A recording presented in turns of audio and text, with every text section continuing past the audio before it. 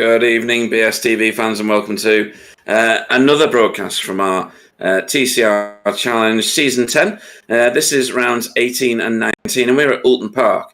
We're at the island layout, which is the slightly shortened version. It's not the shortest version. We are staring out of the SB curb cam at the moment, looking back across the fantastic Oulton Park, which is near where I grew up.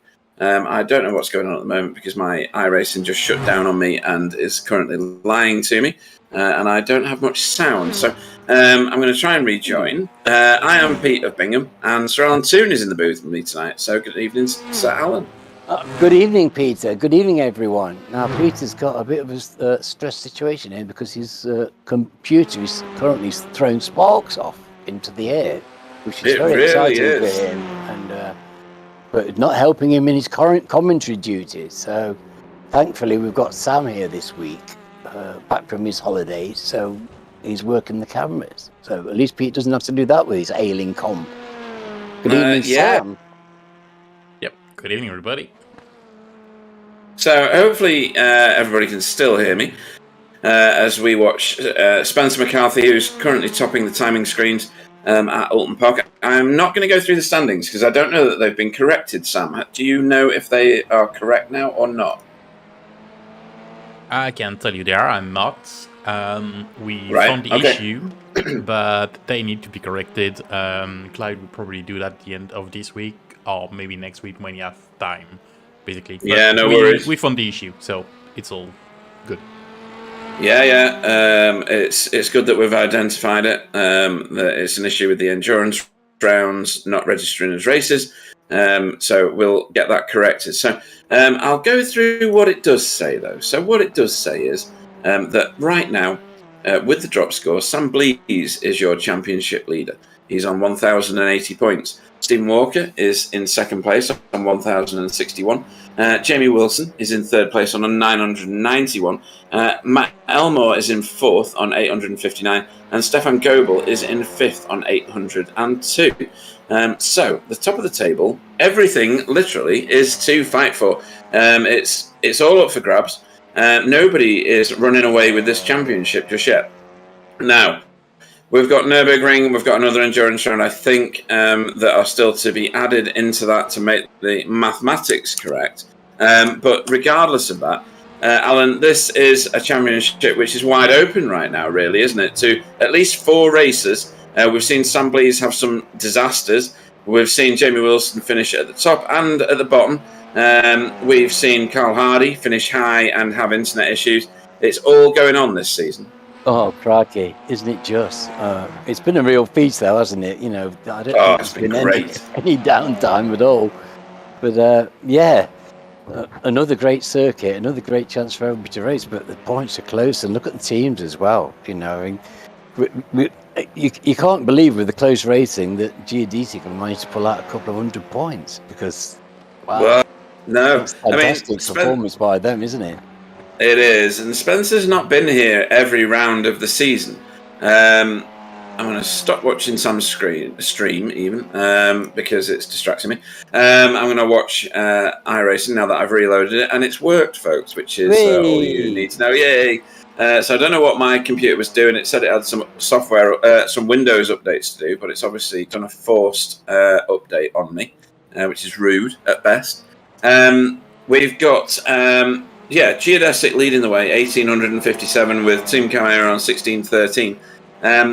Spencer's not done every round, but the rounds he has done, he's done very, very well. We've seen him come through the field on a number of occasions, imperiously making his way through. I know what you mean by hislops now.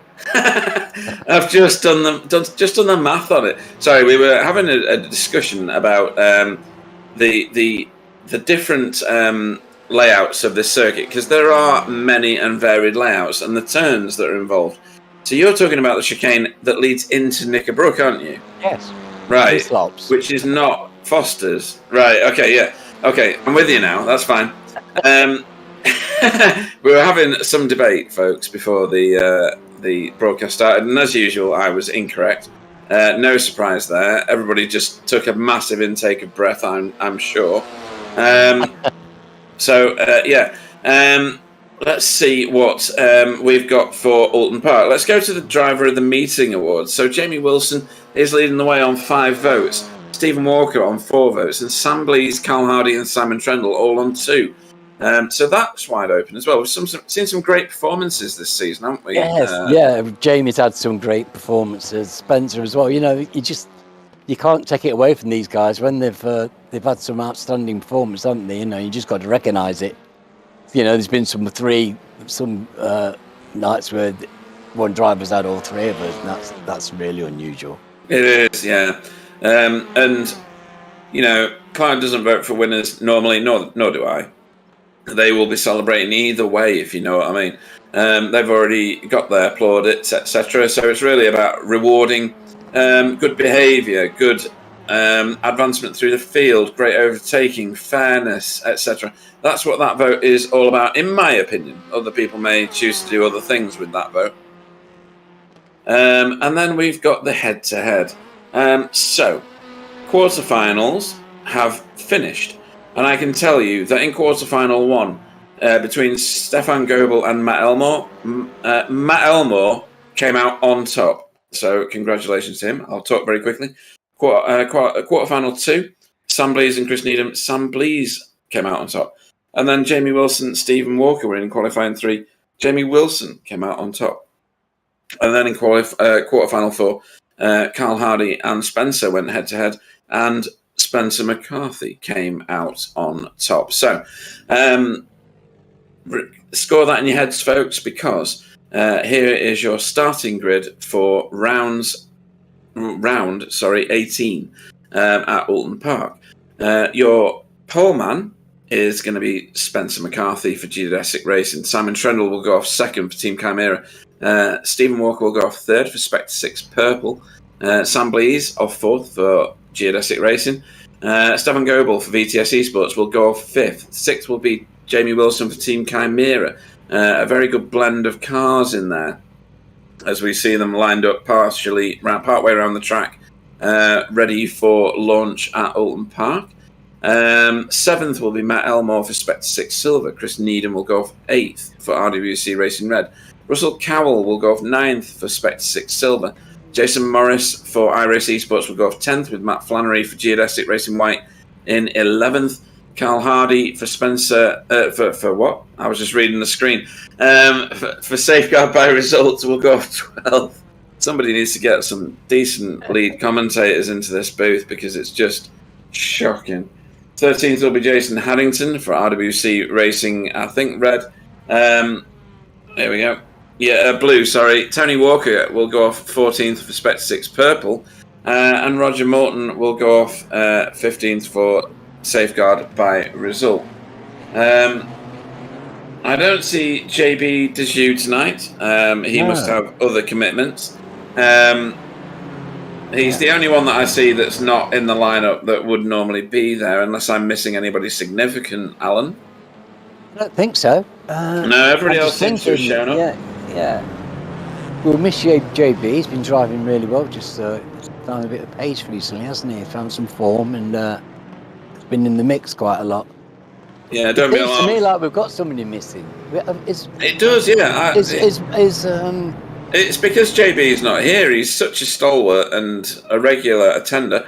As the safety. Is Chris Needham is there, yeah. Is it? 8th place, and they're away. They're gone. Righty. And they're stacked up, and they may go 3 wide into Old Hall. It's a tricky little corner. It's deceiving. Oh, there we go. That's it. So that, I think, was Simon making his way stage left. That is Stefan, stage right. Jamie I don't know what. Grass and got it back. Yeah, good call from spotting Jamie there, Alan. I didn't spot that. And I don't know what happened because it was an angle that didn't favour me understanding what was going on. So let's carry on with this. We're watching Carl Hardy and Matt Flannery going at it at the moment as we went round Island Turn for the first time. We will go around the track eventually with somebody and see what the track is like on board. Look how tight that is. There's not a lot of width to spare around here, is there? There's nothing. It's quite a narrow track. It's you know how cars now have all these safety features. It makes them wider. It doesn't suit all of the tracks because there's not much track left after the car is on it. It's very narrow. Yeah. Let's hope we don't get any hijinks from the computers. Look at that. Who is that in the background there? It's Matt Flannery getting it all sorts of out of shape, coming out of Druids, as is Roger Morton. Roger. Yeah. Druid's not everybody's favourite as we go through Lodge, which is this... you know, cold tyres still. Yeah. Everybody's rushing, I think. Jason Morris tracking down Carl Hardy now. Carl not doing as well as normal, although he is up 4 places from the start position, but that just means his start position wasn't great. Yeah. His pedals are faulty. He's fighting is that right? He's fighting with his accelerator, which is interesting. Oh, well, I've had that in the past as well, so I can appreciate what that feels like. Jason Haddington, we got 3 cars. We had 3 cars in pit road. Stefan, Simon and Roger. 2 of those, Stefan and Simon, in fact, they're all back on track now. Maybe they weren't in pit road. Let me have a look. No, they were. I don't think they would have gone to the pits, would they? Yeah, they did. Did they? Really? Oh, dear, that's a shame. So that's race defining for those 3. This is the 30-minute sprint, folks. We've got an hour's worth of feature coming up. So whoever finishes in the magic 10th place, which is currently populated by Matt Elmore, will end up... we're watching Matt Flannery at the minute. Will end up as the pole man for race 2. As I reset my screen again because it went all weird. At least you know how to do it.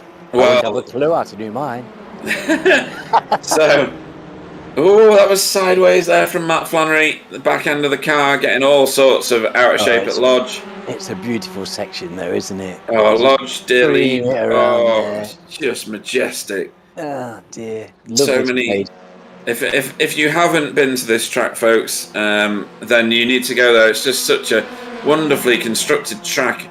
It used to be a prisoner of war camp. Oh, that was Jamie Wilson going in super wide. He likes the grass here, but it's so easy to do that. You've only got to get it fraction wrong going around there. And you're in trouble, there is a bump through the first part of Cascades, which puts you so far offline sometimes as Jason Morris gets proper fighty with Matt Flannery. Matt Flannery's making his way through the field really quick, as is Carl Hardy, who's a few cars in front, or 1 car in front of him rather. 2 cars in front of Jason Morris at the moment. Fingers crossed everything keeps working for him. He's making hay while the sun shines, I think, at the moment. He is. Dodgy accelerators working really well for him. He should invest more in dodgy accelerators. Wasn't what he was saying last night. I bet. So through Druids again, down Warwick Bridge, into Lodge. So Lodge is a funny corner. It goes downhill into it, uphill through it, and then downhill after it, and then up over Deer Leap. The topography here is great. Yeah, so this used to be a prisoner of war camp on, as you would expect, and a stately home ground, which is why it's called Old Hall, and Lodge. Those are features of the estate that was owning this. Knickerbrook has a funny story associated with it, from a demolitions person who was blowing up trees there once, and as he was blowing up the trees, or he got invited to blow up the trees rather, and they were entertained somewhat by a couple who were doing something very, very basic and very natural on a hillside opposite when they let the explosives go to get rid of some tree stumps, and of course one of 2 things happened. It was either a boy or a girl that would eventually come out of that as they ran away. So she was pulling her knickers up, and hence the name Knickerbrook. But anyway, let's carry on. Very nice story, isn't it? Just yeah. And I imagine it was the March. They used to do a lot of that when the hares get. Very much so. Yeah, absolutely. It's all part of the seasonal thing. They were close to the seasons in those days, you know. They were, yeah.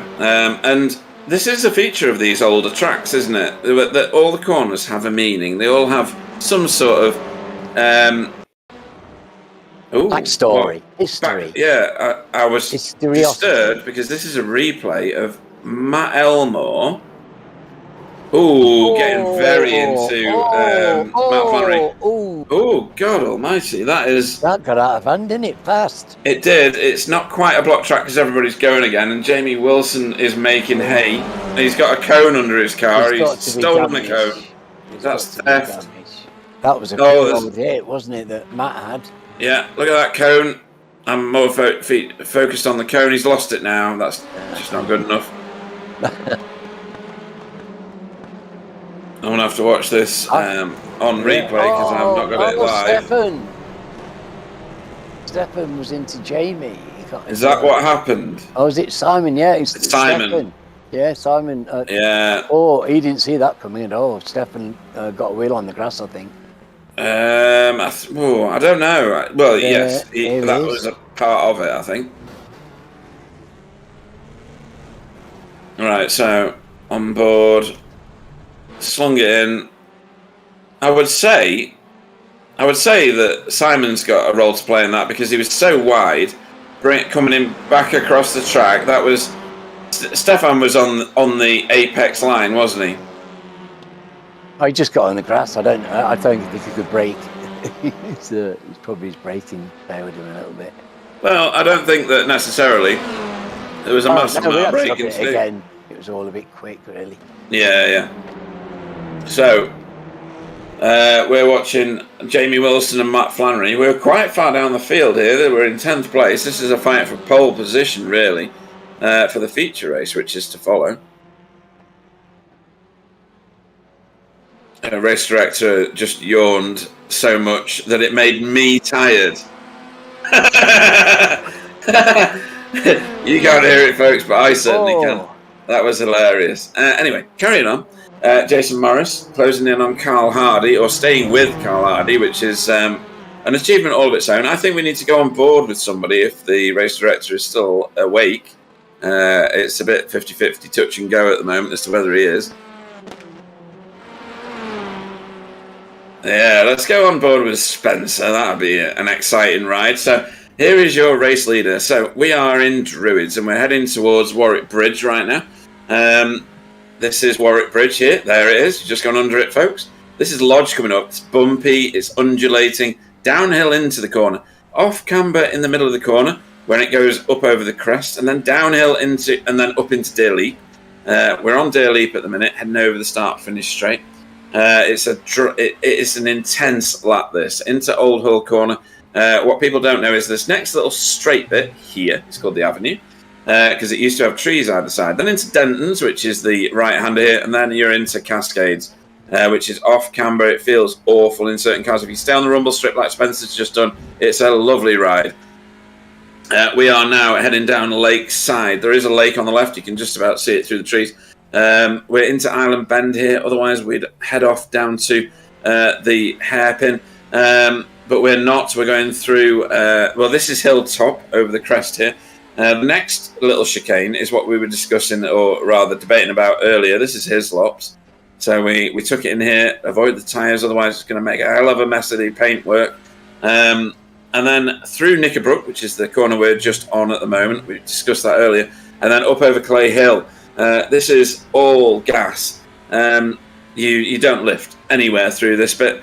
Through Water Tower, and then we're back into Druids, which is where we started. Off the gas. Hold it off the gas as long as you can. A bit of feathering through there, and then back on again. It's a hectic, industrious lap, isn't it, Alan? Oh, yeah, there's no time off. You don't want any time off, actually, because every minute is delicious, isn't it? You know, yeah, it is. It's just I love driving around here. You know, in my kind of preferred momentum cars, where you're trying to keep the pace up. It's a delight to try and feather these. Like you were saying, you've got to feather the so delicately so you don't take your pace off and everything. Exactly, yeah. And the changes in gradient and all this stuff just meant for a beautiful The topography is majestic, but you are so right. Keeping the momentum through most of these corners is the key to being fast. I don't manage it personally, but I can respect it when I see other people doing it because it's so difficult. Cascades, this corner that Jason is cruising through at the moment, it's so hard to do it quickly because quick means you're off into the grass on the right-hand side. Slow means you're embarrassed because you're getting mullered by people who you should be overtaking. There's a fine line between those two. Yeah, there's a lot of that on here, though, isn't there? Oh, yeah. Yeah, it's fine lines all over. And we've done so many races around here in so many different classes of car with BSTV, and every time it's brilliant. There's so many bottleneck areas of the track that, well, for the viewing public, it's brilliant because you get to see occasional crashes, but you get some great racing as well. Door-to-door stuff. It's tight, but it's wide enough that you can do that. It's a great track. And well, it's a win-win because it's great to drive, great to watch. Can't fail, really. It works with motorbikes. Oh, motorbikes around here are terrifying. It's almost a crash every corner, or it could be. We're watching the fight for second place. 2 Audis duking it out. Sam Blee's getting super wide, but Stephen Walker commanding second place, Alan. Yes. This is kind of a familiar threesome here, isn't it? These are a dangerous trio in any company, I think. And what I've found very surprising, and hopefully our director's still awake enough that he can select Chris Needham. Chris Needham is in 4th place. Yeah, fantastic performance, isn't it? Yeah, he's a previous champion of GT4. And he's not featured highly in many races in the last couple of seasons, I don't think. I'm happy to be corrected. This is an excellent outing for Chris Needham, and he's showing excellent performance. He's got a little bit of damage to the front left, but otherwise... Oh, no, he hasn't, has he? That's just really high wheel arches. Okay, thanks to Neil Antra. He's doing very well tonight. Yeah, a couple of seasons ago, Chris had a bit of a really good... He was running around in 4th and 5th, I remember it very well. And he was performing really well. And I don't know, maybe it was when the cars changed. He dropped off slightly. Yeah, maybe. You know, when the cars changed. And, it didn't suit everybody straight away. No, and he did transition from GT4, which is never going to go particularly well. Rear-wheel drive, front-wheel drive. Yeah, it's a big ask, isn't it? You take it on a fresh challenge, and you've got to learn. I mean, they drive so very differently. Oh, it's just chalk and, like, very, very weird cheese. They couldn't be more different. You can't transfer all of the learning through. There was smoke as Chris went through that corner there, as if the previous car to visit that corner had locked up, but never mind. He's doing well, you know. He's keeping Russell 2.5 seconds here. This is big shout out. Big shout out to Russell, who was in the Spectre 6 car for the 10 hours of Suzuka. He got the least amount of incidents and really good lap times, actually. We did rather well, to be honest, in Split 4. Oh, done. Yeah, I did my best. I did my best to write off the car, but the best of my efforts were reversed by my pit crew, who repaired the car after a 10-minute repair or something like that. I got severely rear-ended, and we had 25 minutes. 25! Wow, that's tasty, isn't it? Hurt. And it wasn't anything to do with us either. And it was netcode as well. You know, there was netcode involved. It was a shame. We both suffered because of it. But, right. Yeah, we still came back. You know, a big race like that. That's the good thing about it. You can actually still come back and still enjoy the race. That's 10 hours, isn't it? Made a load of places back. Still made great races. So yeah. Good stuff.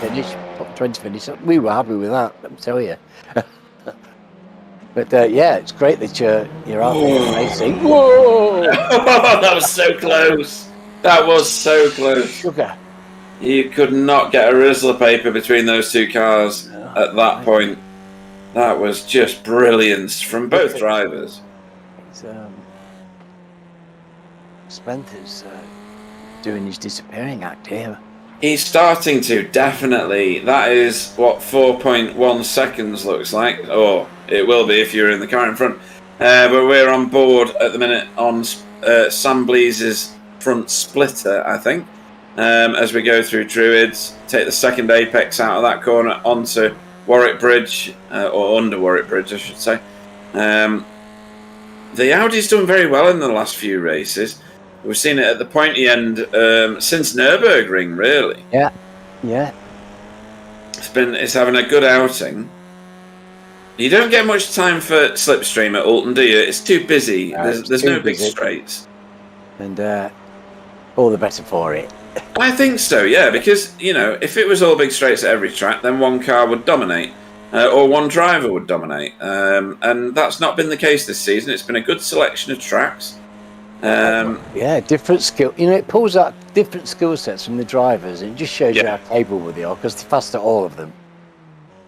But none of these drivers discommoded by circuits, that they get around them all.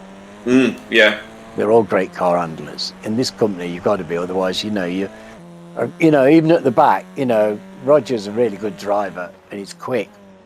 In this company, it just shows you how fast everybody else is. Yes, I'd agree with that. He would be, running in the top 5 in nearly every race. Absolutely, I agree with you. Further back, Jason Morris is who's he fighting with at the minute? Carl Hardy still. Carl, yeah.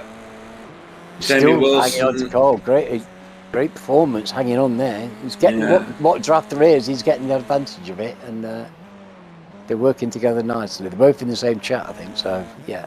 All right. Okay. Well, that's working well for them. Jamie Wilson is trying to get one over on Matt Flannery at the moment. It's a purple one by Spencer.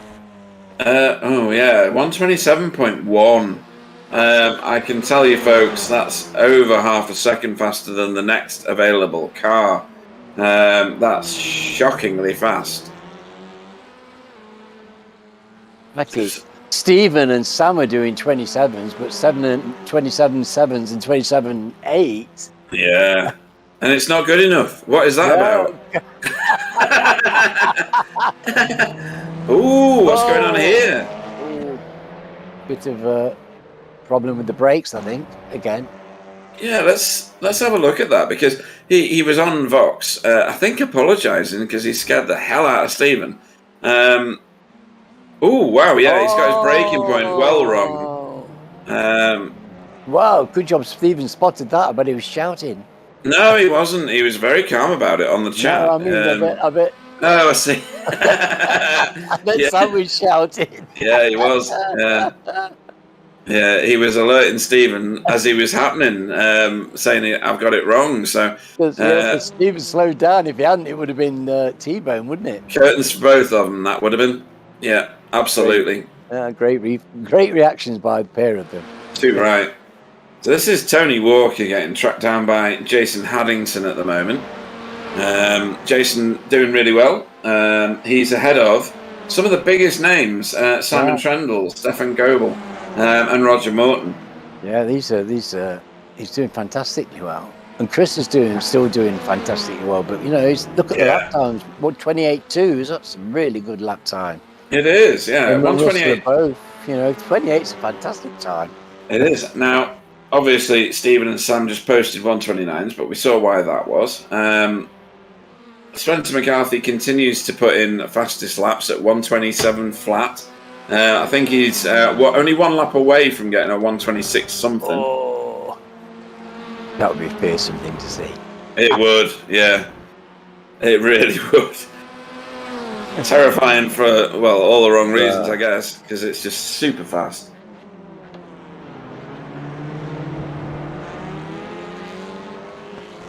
Great car control from Jamie Wilson and Matt Flannery. Jamie's not able to put a move on Matt just yet. But evenly matched drivers, aren't they? Matt's not going to let. Oh, if Matt holds onto his line, Jamie's going to be his handful getting past, I think. Yeah, so he's going to likely to have the edge on pace. Matt, he can make his car wide down here. Yeah, and Jamie's wanting to monopolise on that one small but quite significant mistake from Matt Flannery. But like you say, the track tightens up, doesn't it, through all the twisty sections. It's only wide through the very few straights that there are. So you've kind of got to wait for somebody to make a mistake round Oulton. Which, of course, does happen on frequently, if it's me. It's so technical. It's so technical. Yeah. It's going to come to you at some point. But it was a fantastic lap by Spencer. That lap that we sat in with Spencer, it was just, it was flawless. It really was great. It made it look so simple. I was sitting there going, oh my word. That was spectacular. Way back down the list is this man, Simon Trendle. We're on board with him at the moment, going through Cascades as Kylie gets offline. He has just posted a 1:27.5. So he is turning laps faster than everybody apart from Spencer. But he's at the wrong end of the field because of what happened at the very start. Well, he's making, considering how fast he's going, he was pulling fast laps earlier as well, but he's struggling to get by. This is not an easy track to overtake when you've got determined opposition of this quality. So even somebody who's good on the overtake, as Simon is, he's going to have his hands full to work his way through. Oh, absolutely, yeah. It'd be interesting to see Spencer try and do one of his famous flight backs up here and see how that would go. I don't want to wish ill on him because, but it's when he does these amazing drives through the field, it's an amazing thing to watch. And I wonder how he'd get on here because this is a tough one to do. That I think it is. As Sam Blease is now decided, now is the time to put some real pressure on Stephen Walker, and he's doing a fantastic job of it so far. Crawling all over the back of him through Cascades, getting a bit wrong in Lakeside, or Island Bend rather, I should say, and heading down here towards Hislops. There's nothing going here. There's no overtaking unless somebody's way offline. Even through Knickerbrook here, if the track was the open circuit there, then you'd have an opportunity, but nothing going at the moment. Up here over Clay Hill and into Water Tower, which is this little rise here. Nothing going on at the moment, so he's got to wait till the start of the next lap, really, before opportunities will come to him, because he's so wide there, he's nearly paying to get back in.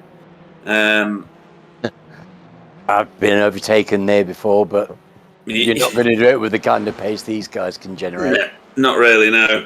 You'd be in the trees, at least. Makes a fascinating racing there, doesn't it? Look at this. It's amazing racing. I mean, the amount of pressure that Jamie and Simon and there's Jamie, look, is putting on Matt Flannery, and Simon putting on Tony at the minute. It takes a lot to shoulder it, really. Oh, it does. That end, it's always in your eye line, isn't it? The mirror, there's the little flacket, the car behind you, and you almost can't ignore it, can you? It's really there in your eye line, and you're very aware, and it's a mistake to try and drive through the rear view mirror, let me tell you. Yeah, I'm literally fresh back from Venice and driving through their countryside, and it's a surprise when you get in the car and there is actually a rear view mirror and wing mirrors there, because generally they just throw that in the bin as soon as they buy a car. Oh, that is so close. So close. Oh, they've got it down to a fine art. Yeah. Yeah.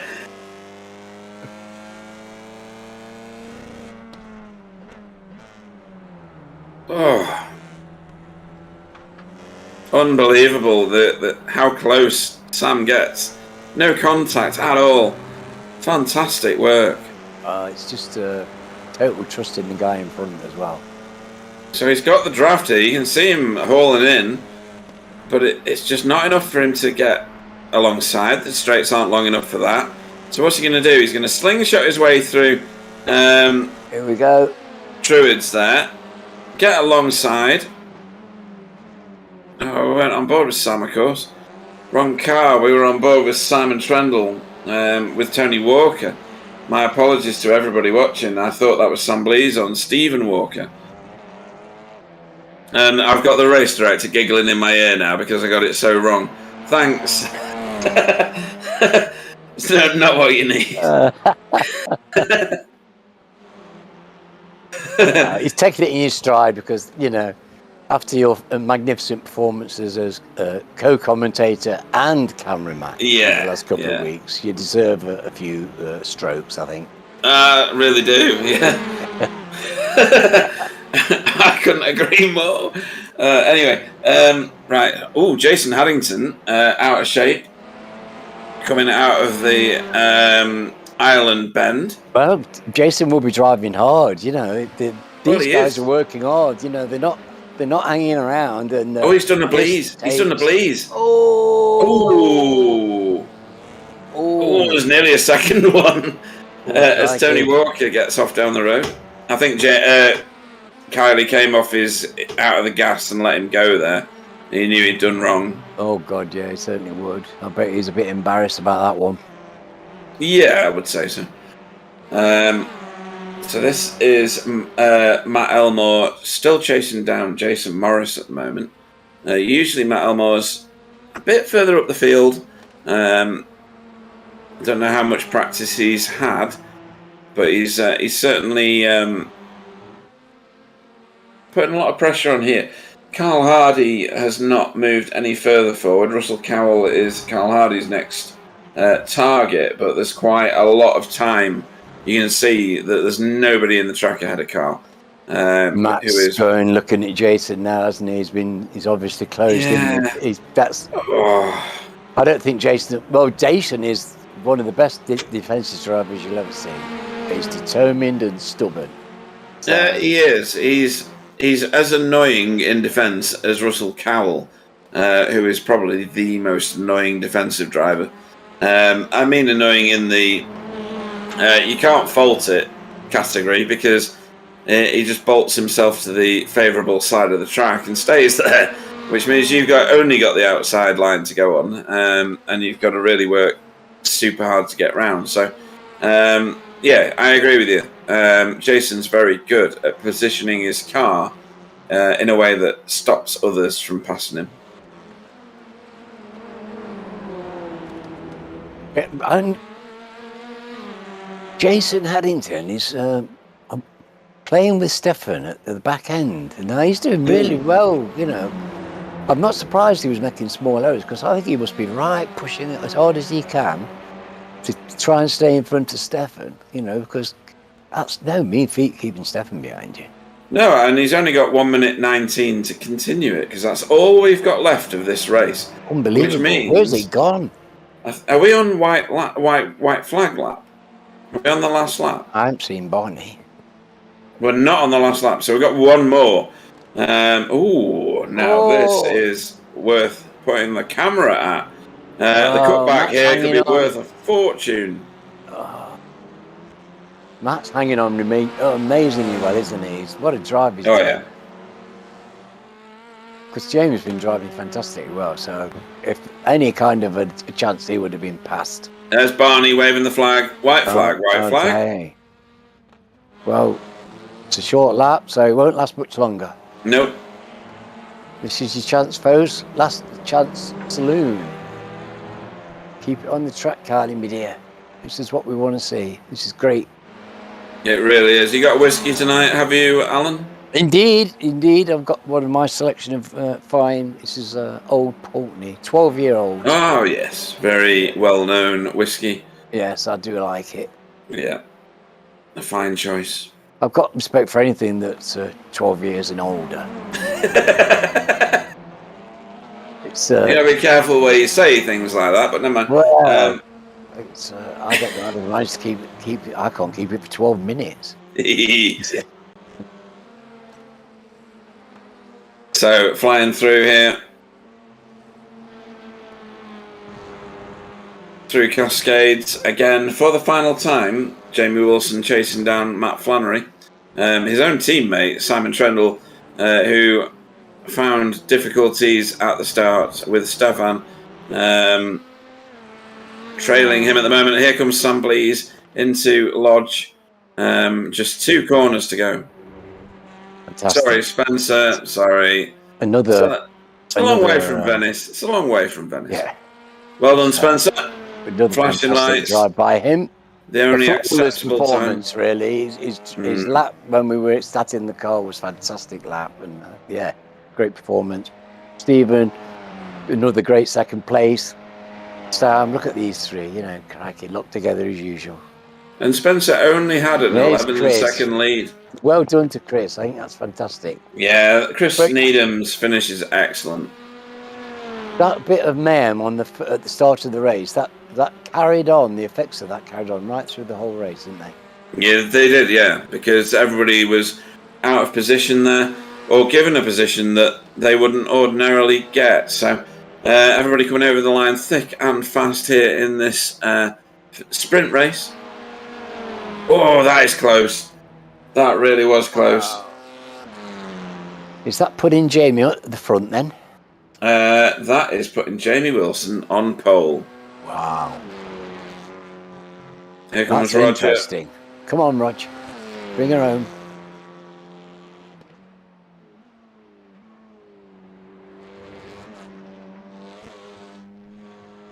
No quitter, our Rog, and of course he had that unlucky start, but finished the race. Good order. Yeah.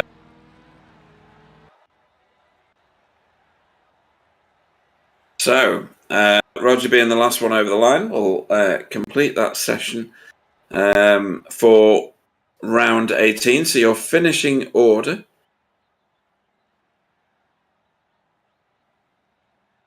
Just listening to Stephen on the in-game chat, talking about some contact. So your race winner for round 18 is Spencer McCarthy for Geodesic Racing. 11.8. Oh, God, I didn't know he'd pulled out another 8/10. Behind is Stephen Walker. So that was very much Spencer's race. For Spectre 6 Purple finished second. Sam Blease finished third for Geodesic Racing. Chris Needham, great fourth place there for RWC Racing Red.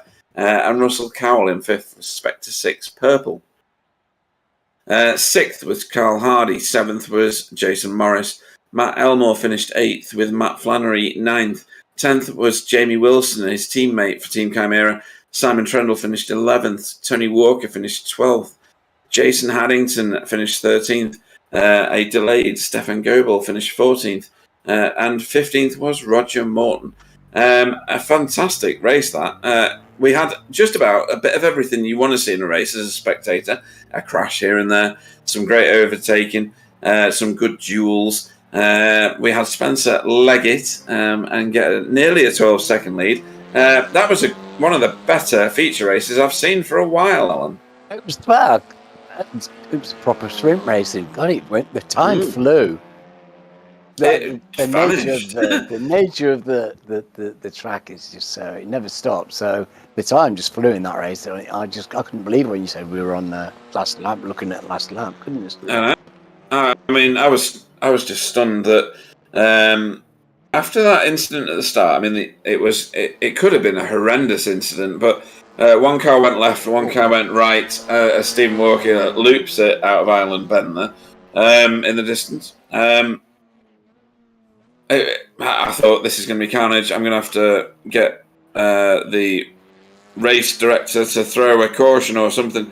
But they seemed to just disappear off. It was like the parting of the tide. Everybody else piled through. And the racing continued, albeit without two racers, two very fast ones, in the form of Simon Trendle and Stefan. Yes, put out of place and discommoded, but it just shows you how good this whole field is, because they weren't able to make places forward in a convincing manner there. And it's going to be interesting to see what will happening with an hour to work at it.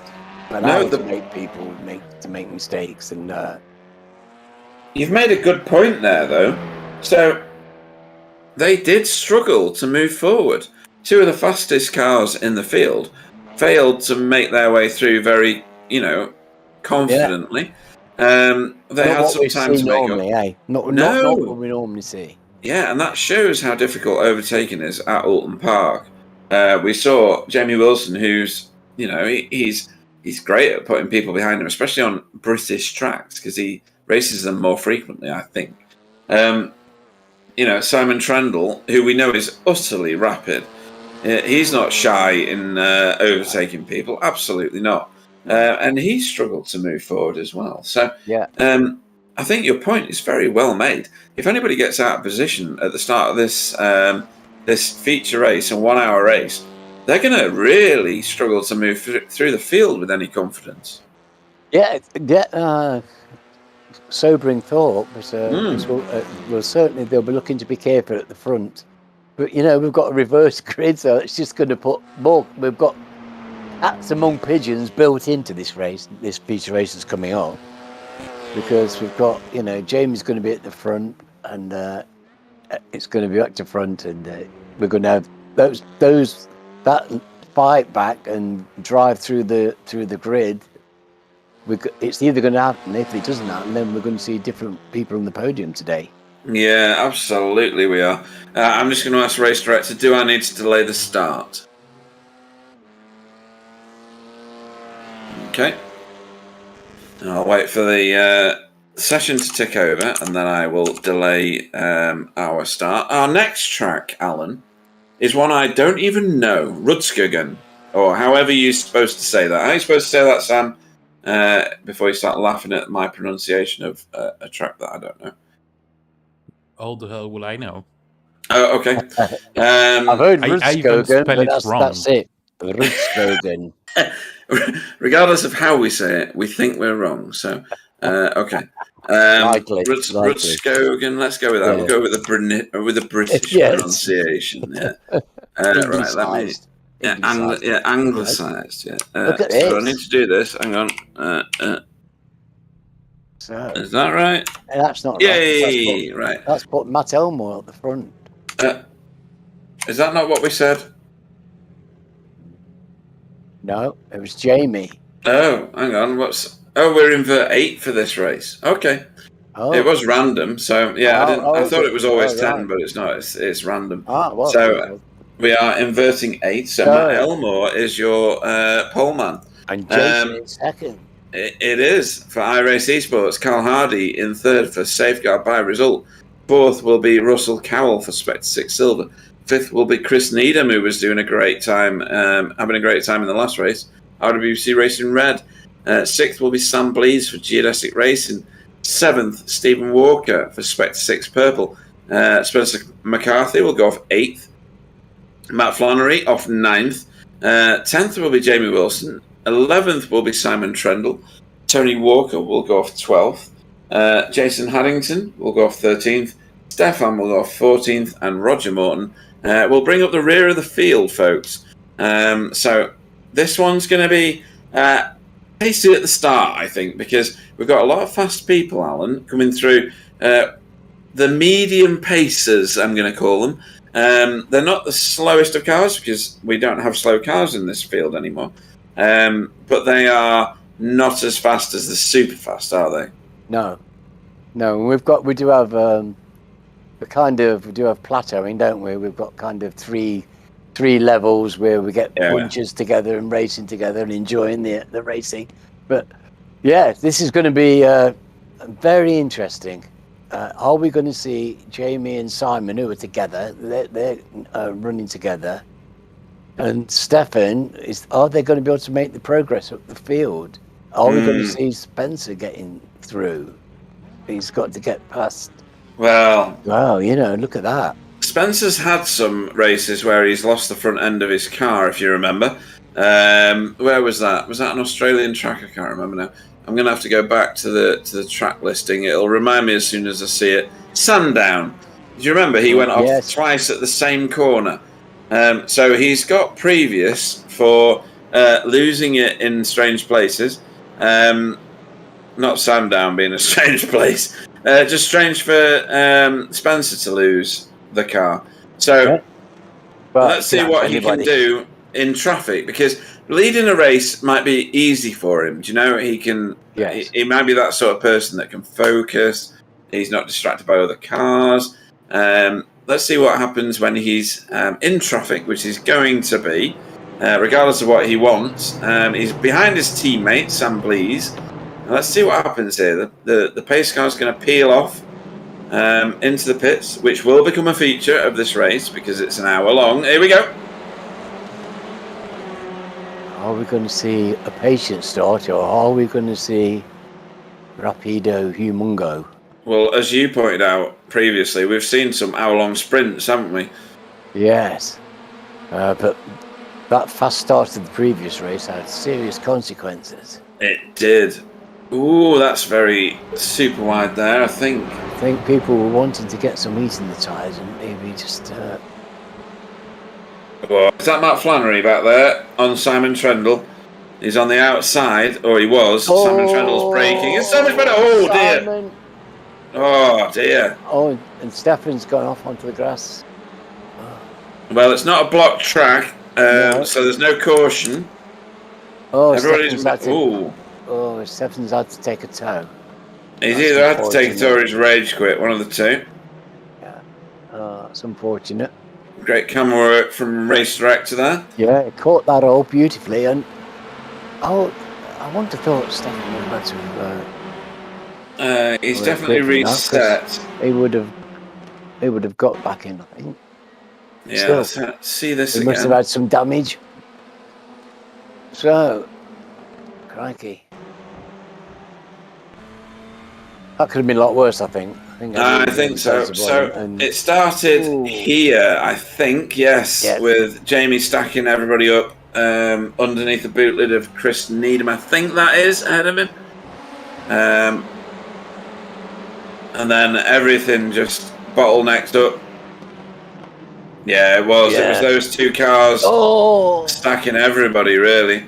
Yeah. I mean, Kylie did a great job of stopping before actually wiping out Matt Flannery. Yeah, no, I think they're on board with Stefan here. He's got some distance, but still managed to pile into Matt Flannery. I don't think he saw it coming till late, did he? No. That was a lot of damage to his car. That's why he had to take the tow. Yeah, and sadly, Stefan has left the session. That would have been a big repair bill, wouldn't it? What's going on here? This is new. That's Simon. That's Jason. Jamie, sorry. Not Simon and Jamie, surely. What's happened here? So we are watching Simon with Tony Walker. Oh. Oh, wow. That was billiards. I need to see it again, is all I can say. Only lost it, didn't he? But he seemed to turn across the... Oh, he did. Tyre on the grass on the left. And he skittled both of the Team Chimera cars. That was just... If I'd have been playing pool and made that shot, I'd have been delighted. You would, or billiards, more likely. Or billiards, yeah. And that is a broken rear axle for Jamie Wilson. That doesn't look very good, does it? No, and that's hopping. You don't often see a hopping vehicle like that, do you? No, you don't. And I've had a car which feels perfect. I think I discussed this with somebody recently. It feels perfect as long as you only turn left. And then as soon as you try and turn right, it absolutely kills you. And I think he's just found that. Unfortunate on a right-hand circuit. Isn't it? Oh, what is going on here? My word, we're getting an awful lot of this at the moment. Crikey. I wonder if the track's hot and they're missing their braking points because the track's got hot or something. I don't know. So, it's the grass again. Sam Blease, though, very unusual. And ahead of him, and not even involved in the crash, was Chris Needham, who lost it as well. He avoided it, did he? Was he behind? Okay, I think his car's okay. Yeah, he's here behind. Look. He did the same thing. They're all stepping off on the left. Symmetry there. I think Jason saved his back end there as well, didn't he? But this is for the race lead. Crikey. Matt's gonna. Matt's probably rubbing his hands, won't he? I think so. Yeah. I mean, we're going to be one crash here away from. It's only lap 4. I know, of an hour race. We are I think we're only one crash away from having a full course caution. So Carl's got on the podium. He's got Spencer. So far, yeah. Well, Spencer right behind him. Well, Spencer's got to be happy with this situation now.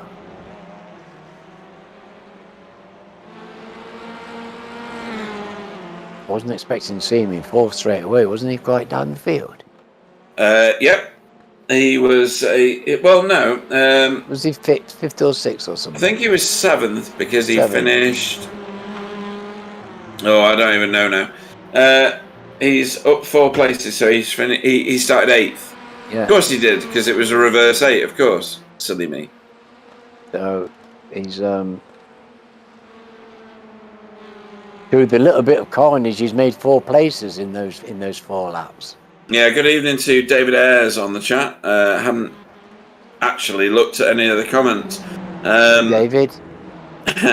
He said, what's the 1Xs like here? I'd imagine they're easy to pick up. I think it's the 4Xs that are the issue right now. Car contacts. Oh, here comes Spence.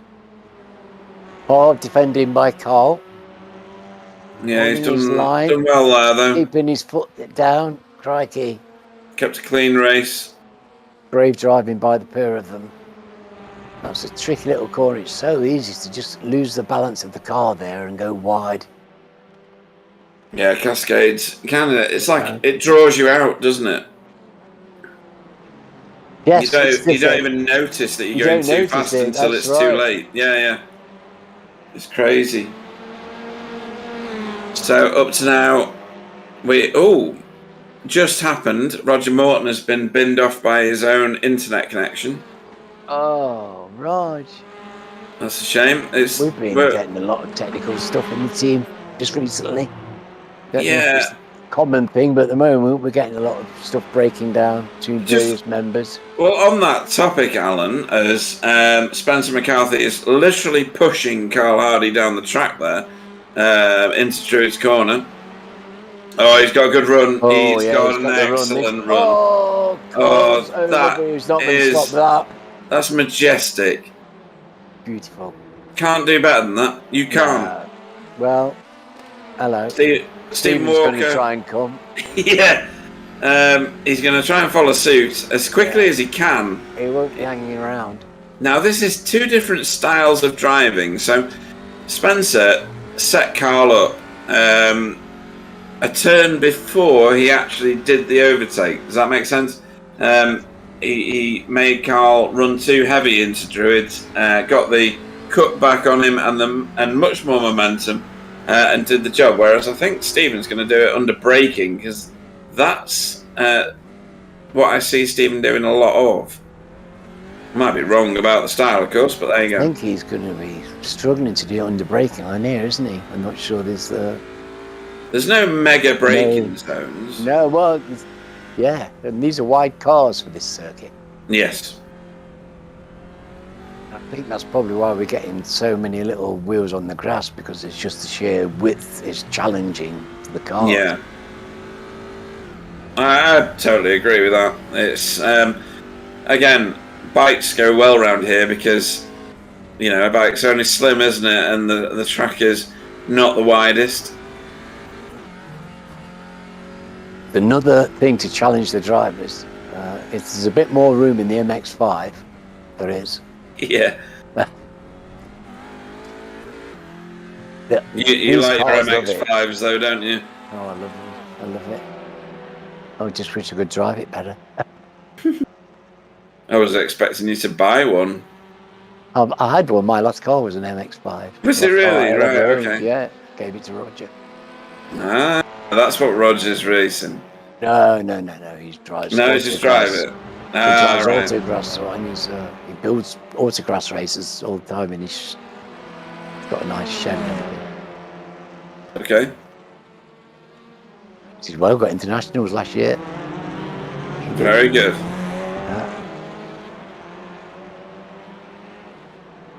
Thinking maybe could get a bit of a sim racing sponsorship and get a sticker on his car. Well, he should. We've got the leagues to do it in, so why not? So, where are we? Matt Elmore is your race leader. He's got himself a little bit of a gap here. Wow. 2.7, 2.8 maybe seconds over Jason Morris, who is under a mega amount of pressure now from Spencer. And that's going to resolve itself very soon. We are currently watching Steve. Oh, in fact, it's just happened. Yeah. Spencer has into Lodge Corner. Put Jason behind him. He's the only person I know who gets past Jason's just like that. It's amazing, isn't it? So rapid. He's so rapid. It's amazing the way he does these. Stephen Walker under braking into Lodge is behind this pairing, and he's done that job now. Again, different tactics for different drivers. Spencer approaches the corner very differently to Stephen, but the outcome is generally the same. They're very fast at what they do. Well, they're both thinking drivers, aren't they? You know, they're intellectually involved in the race. Involved and engaged. I mean, it's easy to do an overtake one at a time, but to balance that off with the entire race, that's a thinking man's race, isn't it? And they're both very good at it. Interestingly, Spencer is in the Veloster. Jason Morris is in the Veloster. They are towards the front of the field, and they are the only Velosters that I know of in the field.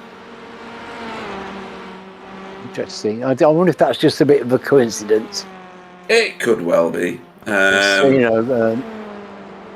Jason's, bless him, is what he would say is driving well up the field from his normal position.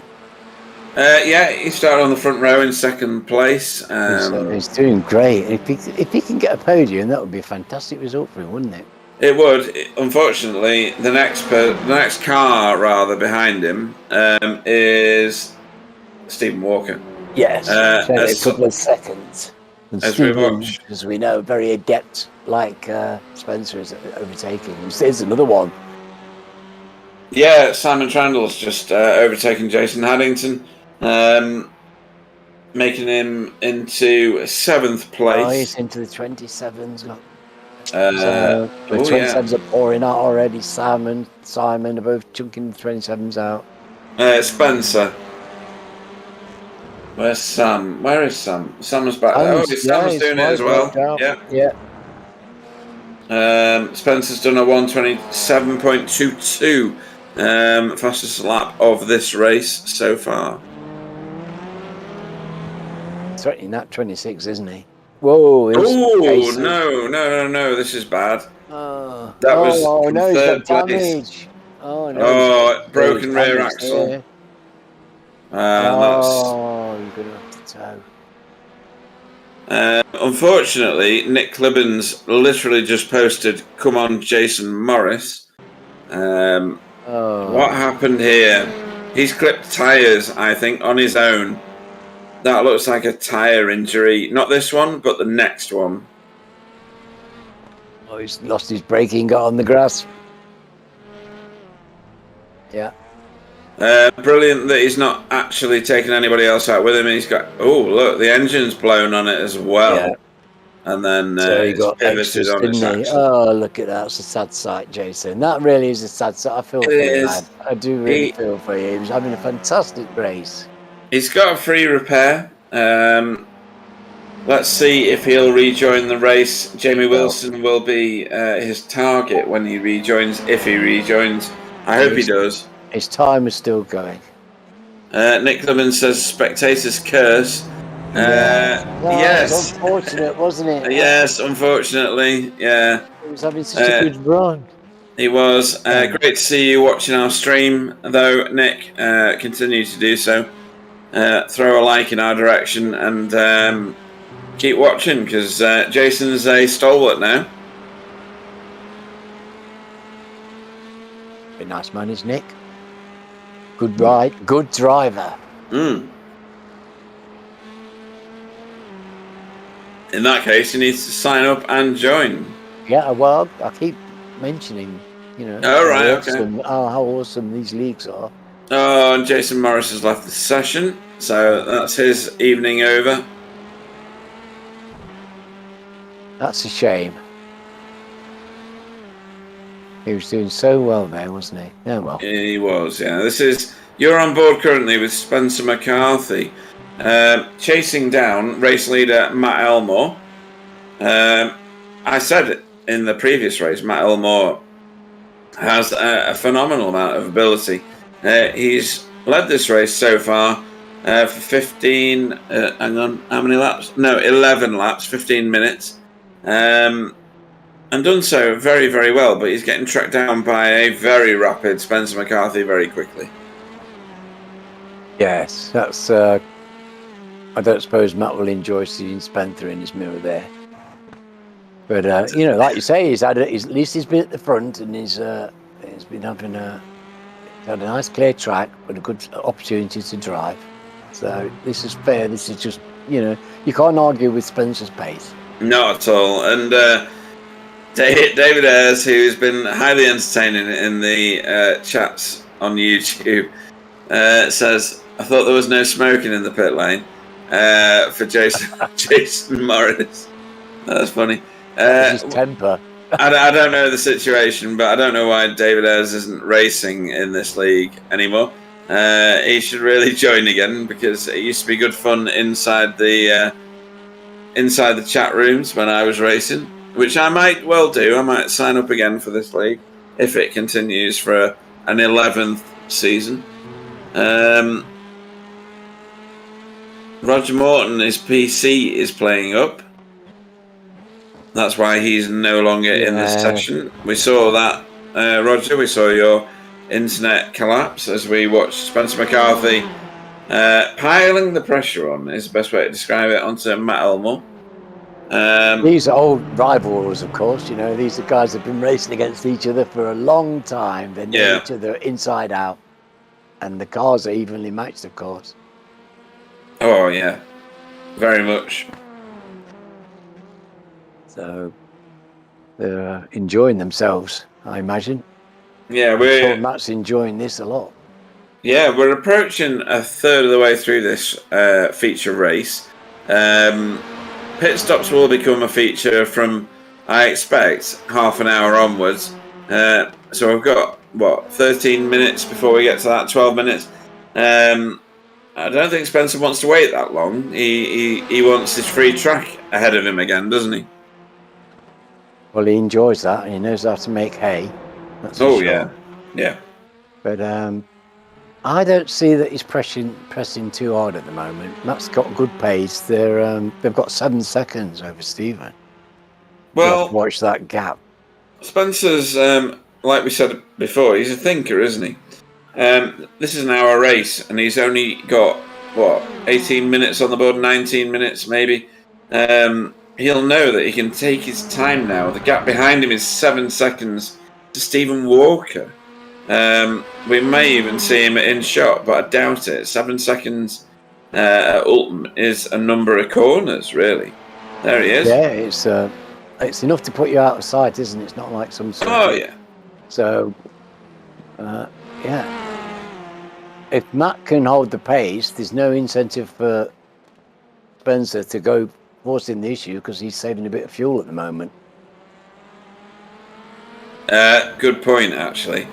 That might come through as a feature at some point. I'm not sure what fuel savings, the benefit of fuel saving is, rather. Jason Morris says, oops, note to self, don't miss your breaking point.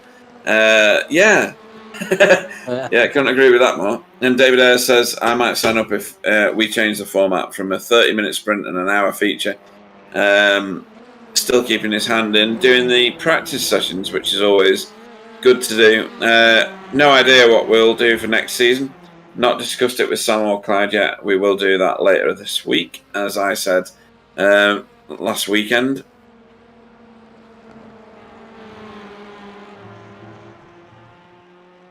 Spencer still tracking down Matt Elmore. It won't be in a massive rush, I don't think. Like you're saying, if he can save fuel, he might overtake him in the pits. It wouldn't be Spencer's way. He likes to do it on track. That's what racers do, isn't it? I just think Matt's doing good lap times, and this doesn't look like Spencer's in any great hurry to me. The body language of the car. No. Because honestly, We know what Spencer's like, and if he wanted to get past him, I'm pretty sure he could. Yeah, I'd agree with that. And even Matt Elmore, 127.92. Exactly. He's fast.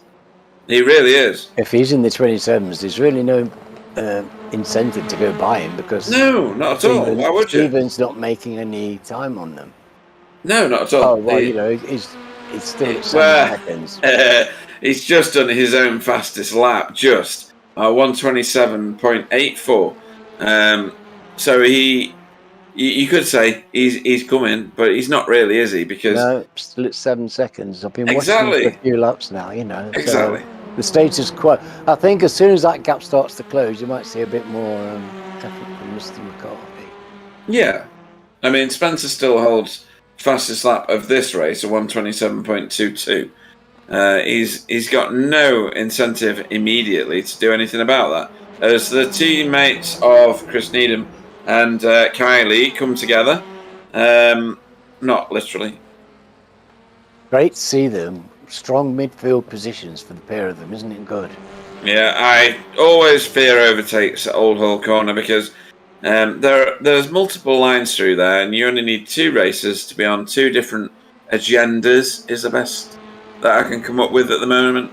2 different lines into that corner, and you get a coming together and a crash. So, is Jamie going to come past Matt then? Is that he would do if it was Jamie, but it's Spencer. It's Simon. Sorry. God blimey! Between the 2 of us, we can't get the right driver. Oh dear. Well, Simon's not making an impression on Matt then. He's trying to. Yeah. And Matt Flannery. Sorry, go on. Is that 4 seconds behind Carl? It is, yes. They've got a bit of a gap there. This is a bit of scrap. It is. I don't know how much pantomime is involved, to be honest. Spencer, I think, will be quite confident.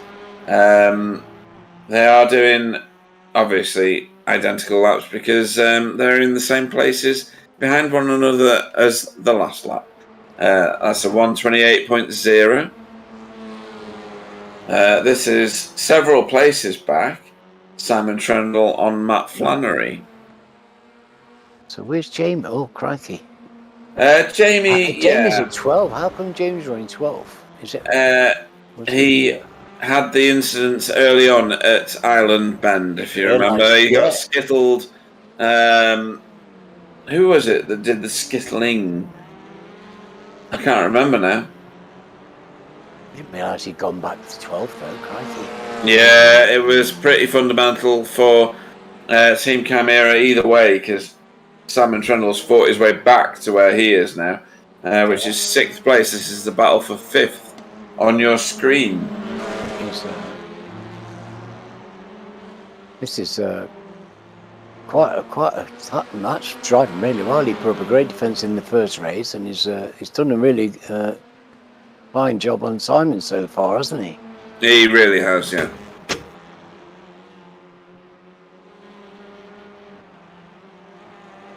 Matt drove quite well last week, I think, if I remember rightly. He had a good run last week as well. He's been steadily moving forward all season. In fact, the last 2 seasons, he's improved performance. What's David Ayres saying on here? MX5 and TCR hour-long race would be his humble suggestion. Yeah. I don't know how that lines up with official leagues, but we'll always consider all suggestions. We need to flood the Backfire grid with result cars. The only chance of us actually winning... The only chance of us actually winning something, which is funny. Yeah, I mean, when you're facing Jurassic, Team Chimera, who else we got knocking about? Well, Result is the next team after those 2, really, isn't it, at the moment? weight of numbers, though, isn't it? Come on. Yeah, absolutely. But then, Cole's having his best ever season. So yeah, Spectre 6 is high up there in the finishing orders most races. So yeah, okay. oh my dear Lord, what's that? That was a sudden one. It really was. That was Matt Flannery, I think, losing control. And Simon Trendle copping out for it. So Simon testing his steering. Because that was that could have been easily been a race ender. Crikey. Yeah, so Simon's fully alongside. Oh, another one off the track.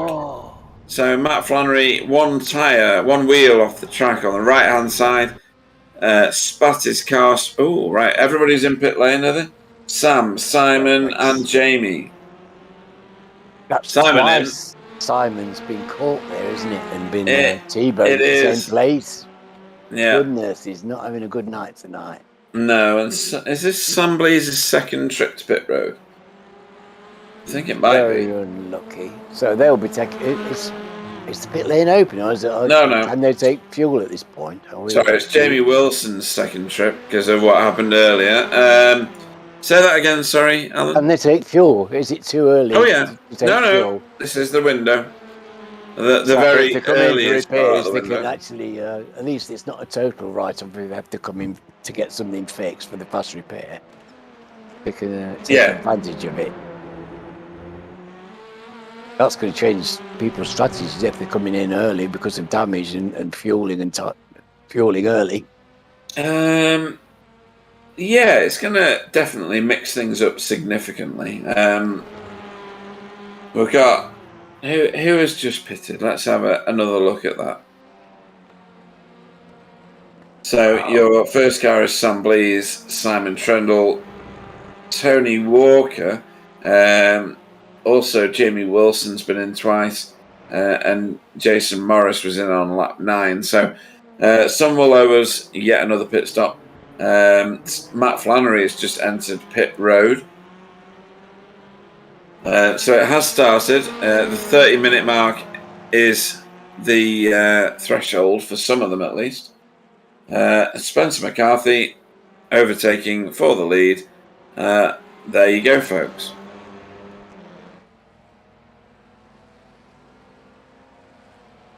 So, is he going to go quick, or is he going to come in the pits? He's got free road in front of him now. He'll be looking to be the last car to pit, I think. He's done that before, hasn't he? He manages to eke he's been eking his fuel out. I'm pretty sure these last few laps he wouldn't have been even on an unlikely track where you think, well, fuel saving's not really a thing on here, but if anybody could do it, Spencer can. I would say so, yeah. It's not been a great day for Team Chimera, has it? They've had dreadful luck. They got in the billiard ball shuffle. Yes, they did, and then Simon's had another one. I think they've maybe had 2 or 3 incidents each. These guys, they're really suffering tonight. Yeah, they've been at the wrong end. They've turned up on the incidents at all the wrong times, haven't they? So, and it's very unusual. It's very, there's such clean drivers and very rarely do you see them in troubles like this, and with pit time and delays and stuff. They normally manage to avoid this stuff pretty well. So a lot of pain tonight. Very much so, very painful. And in the distance, we can see Jamie Wilson, the second Team Chimera car, just out of shot. A lap down, which is very sad. Yeah, the way he's been driving, you just don't expect to see that. So that's just all purely bad luck. But look how Tony's doing. Yeah, Tony's just been quietly trundling along. He's got his 10th place, and he's only 2 seconds on Simon. That's blooming good pace. Very much. To answer your earlier question. Sorry, go on. Continue. Spencer McCarthy has started to stretch his legs at the front. He's already nearly at 2 seconds as a lead. showing finesse at the front, I would say. They're all in the 27s, that first fork. I'm waiting to see Chris Needham pop one in as well now, because they're all chopping in. Chris is just 128.1. Chris is just outside it, the magic 27. And further back, Sam and Simon, Sam Blees and Simon, who are watching on screen at the moment, both in the 27s, 127.9 and a 127.6. So Simon Trendle out of the pits, freshly repaired car. Sam Blees, oh my God! Oh, crikey, that was nearly it again. Whoa, Sam, heart thumping. Well done, mate, crikey. Pete barely wants to actually say any words right now. Woo. I bet his little heart's thumping. That was just unbelievable. Here we go again. Replay. So, heading towards Lodge Corner. All is well in the world. A little wiggle there from Sam Blees on the grass. Joins the track again and whoop-a-daisy. Oh, it looks worse than that from where we were. It really did. It looked terrible from the other camera angle. So, back with it.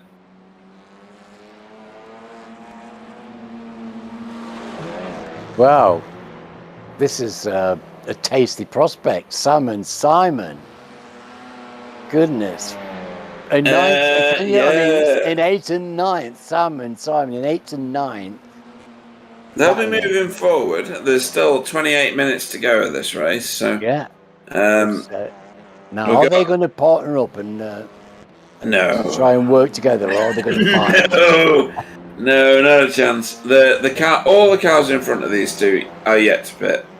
So, owing us pit stops are Spencer, Matt, Stephen, Carl, Chris, Jason, Russell, and that's it. Because then we hit Simon Trendle, the Team Chimera car, in your shot right now, and Sam Blees. Unfortunately for these two, Spencer McCarthy's just done the fastest lap of the race. There's a 127.0, and that is 7/10 faster than the next fastest car. Yes. And here he is. Pit road. Should have done that like Jeremy Clarkson, really, shouldn't I? Pit road. Well, brilliant driving. Yeah. He came past Matt so beautifully.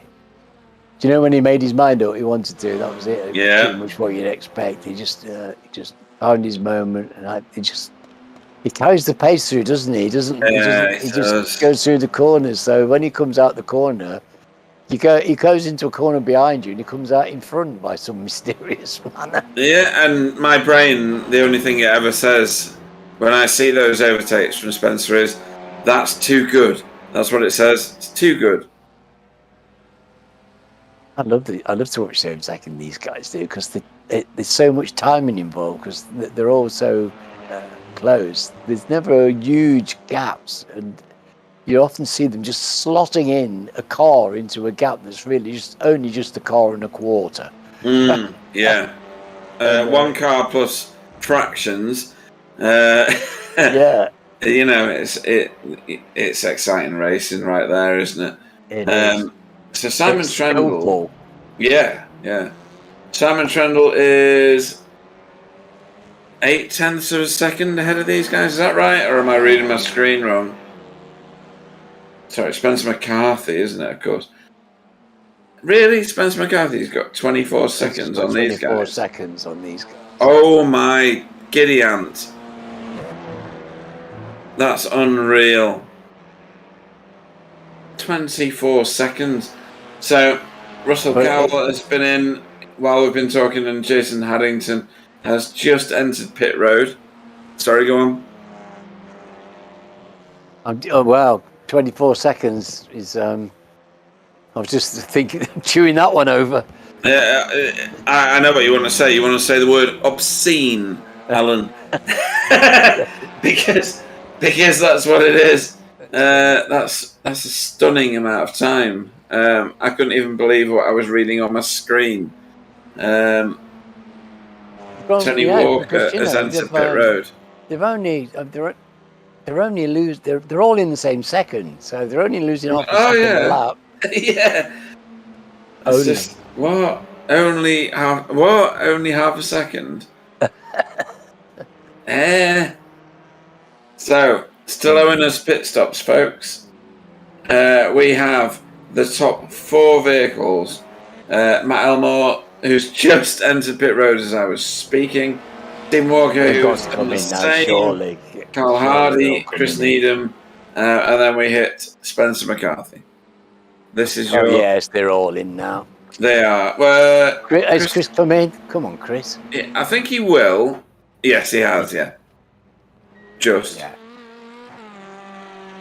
Hopefully. Well, they'll come out with straight, shiny cars, hopefully. They should do. Nobody's used their, excuse me, fast repair. Spencer McCarthy. Quite remarkable, to be honest. Isn't it? Takes the lead of the race again. Well, unless something disastrous happens to Spencer, it's a poor lookout for the other guys because he's got a big gap.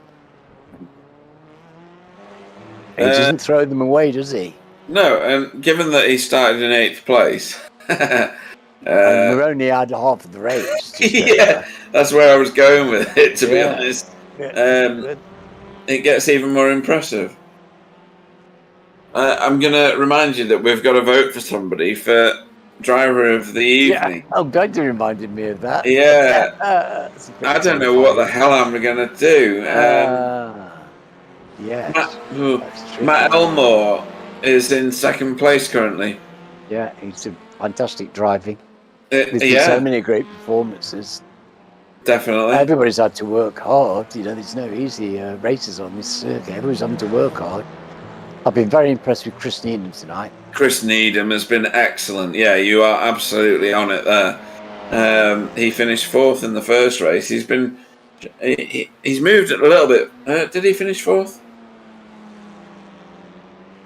Where did he finish? Somewhere up there. Somewhere around there. I think it was, wasn't it? I don't know. I'm going to have to check my screen. Give me a minute. Chris Needham. Yeah, he finished 4th in the first race. Started 5th in the second race. So probably season's best, isn't it? I think so. It must be, mustn't it? Yeah. He's not done nearly as well in this one at the minute. No. He's currently in 7th. So we've got Simon chasing Carl now, and that's a doable gap, isn't it? Yes, it's not even a second. He's been stalking him for a while. Sorry? 6th. Simon Trendle here. The gap in front of Simon right there is not 1 second, it's 6 seconds. Sorry. Right, okay. It's the gap behind we were talking about, Sam to Simon. So if we move back 1 car, we'll see that gap. That's what we've been looking at for a while. Oh, well, that's the tastiest thing on the circuit, I think. Simon. Are you talking about Simon's bottom being the tastiest thing? Well, I do like the fact that his car's nice and straight and not. Yes. Because he's been in blooming water tonight, the lad has. He has in both races. Yeah. It's not been a Team Chimera friendly race. In 5th position. And this is what happens with people who are really superb drivers. Somehow they go through hell and high water, but they still produce results. So, I think Team Chimera, because it's a British track, will be disappointed in the fact that they've not finished higher than they have done in both races at the moment. Well, poor Jamie's not this is not on song for Jamie tonight. He's been driving far better than this. But circumstances and events have just happened to everybody, haven't they? So they have, yeah. No, the only one who's really been seemingly immune is Spencer. He has had. Stephen's coming back now, but there's still you can still see the effects of too late. Early. It's too late. Yeah. You can. Spencer's got himself 9 point. No, he's not. He's got himself a 15-second. What? What am I reading? 8 seconds. 8 seconds. No, it's not. It's more than that. Back to Stephen Walker. Oh. No, to Matt. 10 seconds. It's 10 seconds to Stephen. Yeah. It's too good. David Ayres on the chat, Alan, says, you realise that if we do MX-5s and TCR, you'll have to drive an MX-5 whilst commentating. What are your multi-skilling tasks like? Do you really need to ask that question, David? I can answer it. Considering I could barely drive the MX-5 and could barely commentate. You love the MX-5. You love that's your child. I do love the MX-5. Yeah. I mean, I'm very good at driving it. Well, there is that. It's a challenge. That's why I love it. And I'll never have I had to retire from the road, so my last car was an MX-5. It was I had it for many years. I loved that car dearly. It was the most fun car I ever drove. And I was on the road for 50 years, and right. And my MX-5 was the most fun car I ever had. In a long career of cars. Go on then, give us your list of cars. That you can remember. I can remember. Well, the most interesting cars was my time when I was a social worker, when I used to be in the P6 Rover Owners Club and collected Rover P6 cars. Okay. And I had a number of those over the years. I used to get them and do them up a bit. And I had a V8.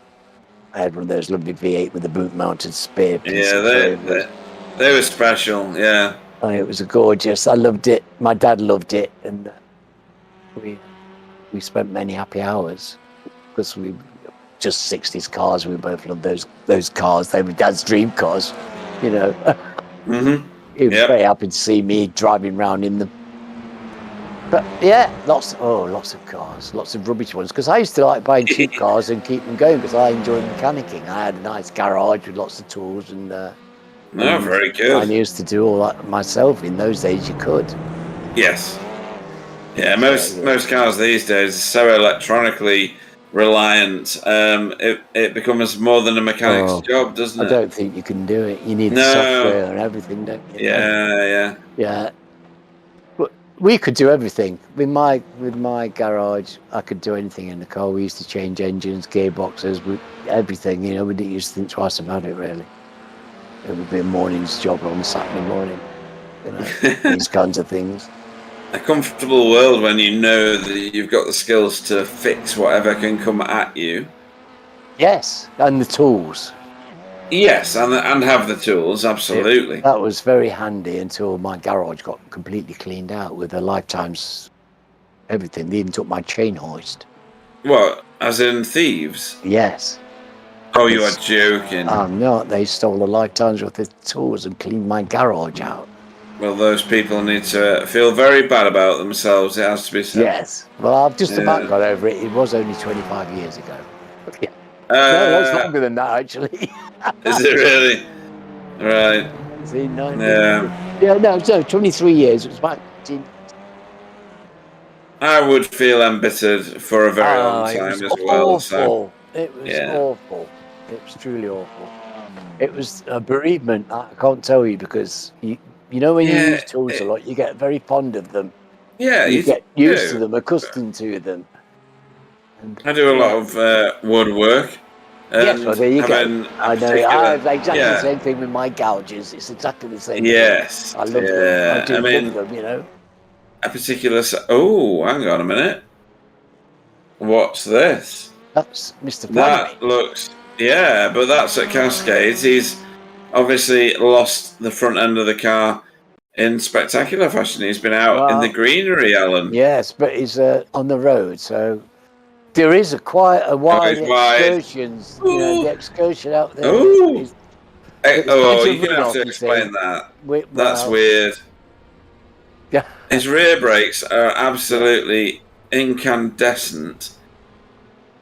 It was more that he went off on the inside of the turn. I don't get it. It was peculiar. I don't understand. But Matt Elmore, all that grass, Walker. We do like that runoff run there, you see, acres of it, and I've used every inch of that. Yeah. Matt Elmore saw common sense there and decided not to fight against Stephen Walker. Oh, look at Jason in the 27th. Well done, Jason. Absolutely. Good effort. Lapping. Well, that's a cracking lap. Jason Addington should be proud of yourself. Goodness me. 127.99. It doesn't matter how far under or whatever. It's a 27. Look at that. Yeah, it's a 27. That's classy. Not Flannery in pit road, so he's clearly had some sort of oh no, he wasn't in pit road. Sorry. That's my screen going mad. Well, he had that. He just had his off, but it didn't look like he got any damage. He could have cut a bit of suspension. I don't think so. I guess so. Yeah.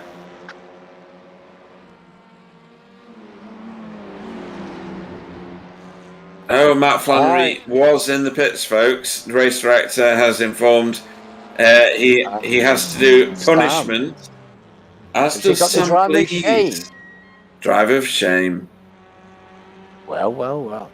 Interesting. So, to answer David Ayres' point from earlier, it's easy to pick up 1Xs around Oulton Park, mate. Yeah. I could have told him that.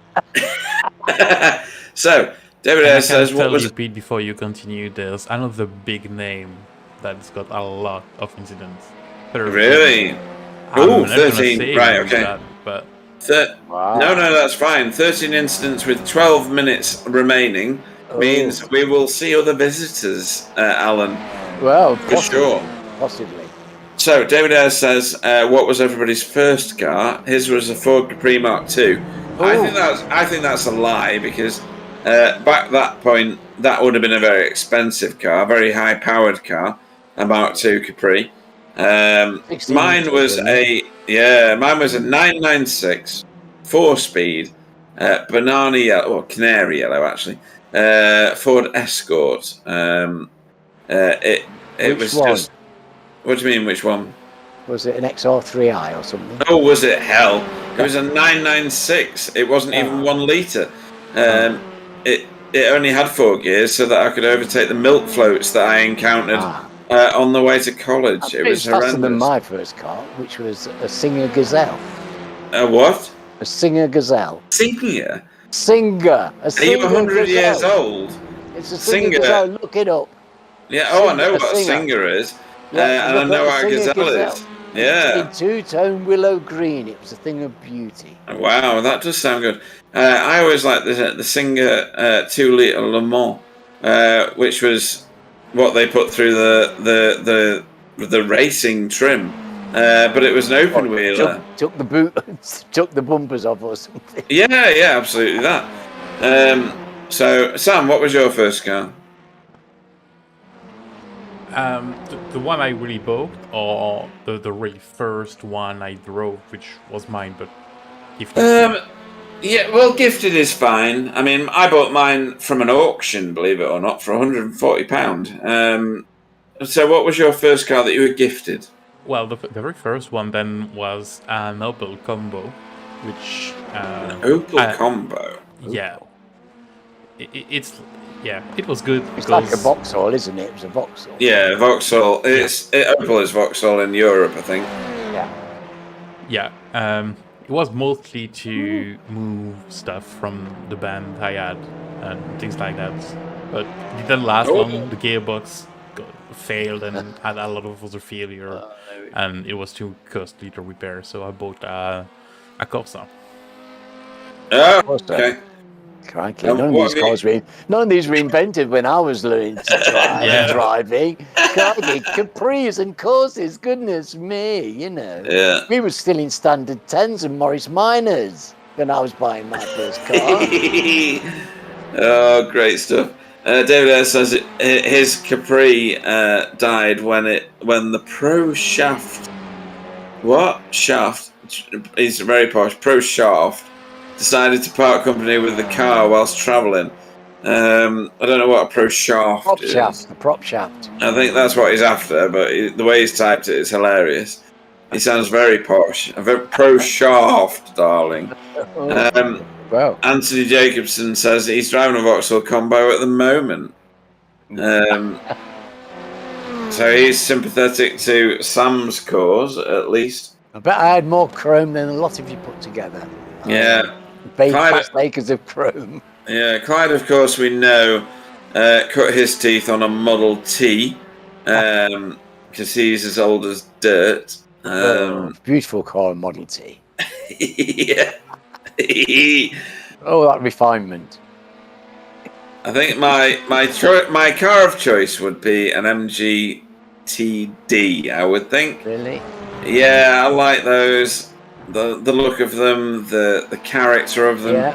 Yeah. And obviously, it's not a racer's car. It's a car that you polish with a diaper every Sunday, and never ever drive it. But that would be my car of choice, I think. What about you, Alan? What car would you choose to have? My dream cars car ever? would be a XK140, I think. Really? Wow, Jag. Yeah. Wow. Okay. Beautiful car, though. I love it. Weighs about the same as a cross-channel ferry, right? Yes, and stops about as quickly. Yeah. Oh dear. Yeah, they are a beautiful car, though. I could not disagree with that. What was the difference between a 140 and a 120? Cosmetic, really. They used to do the engine slightly, but improvements to the braking and stuff like that, cosmetic changes. They didn't do an awful lot, you know.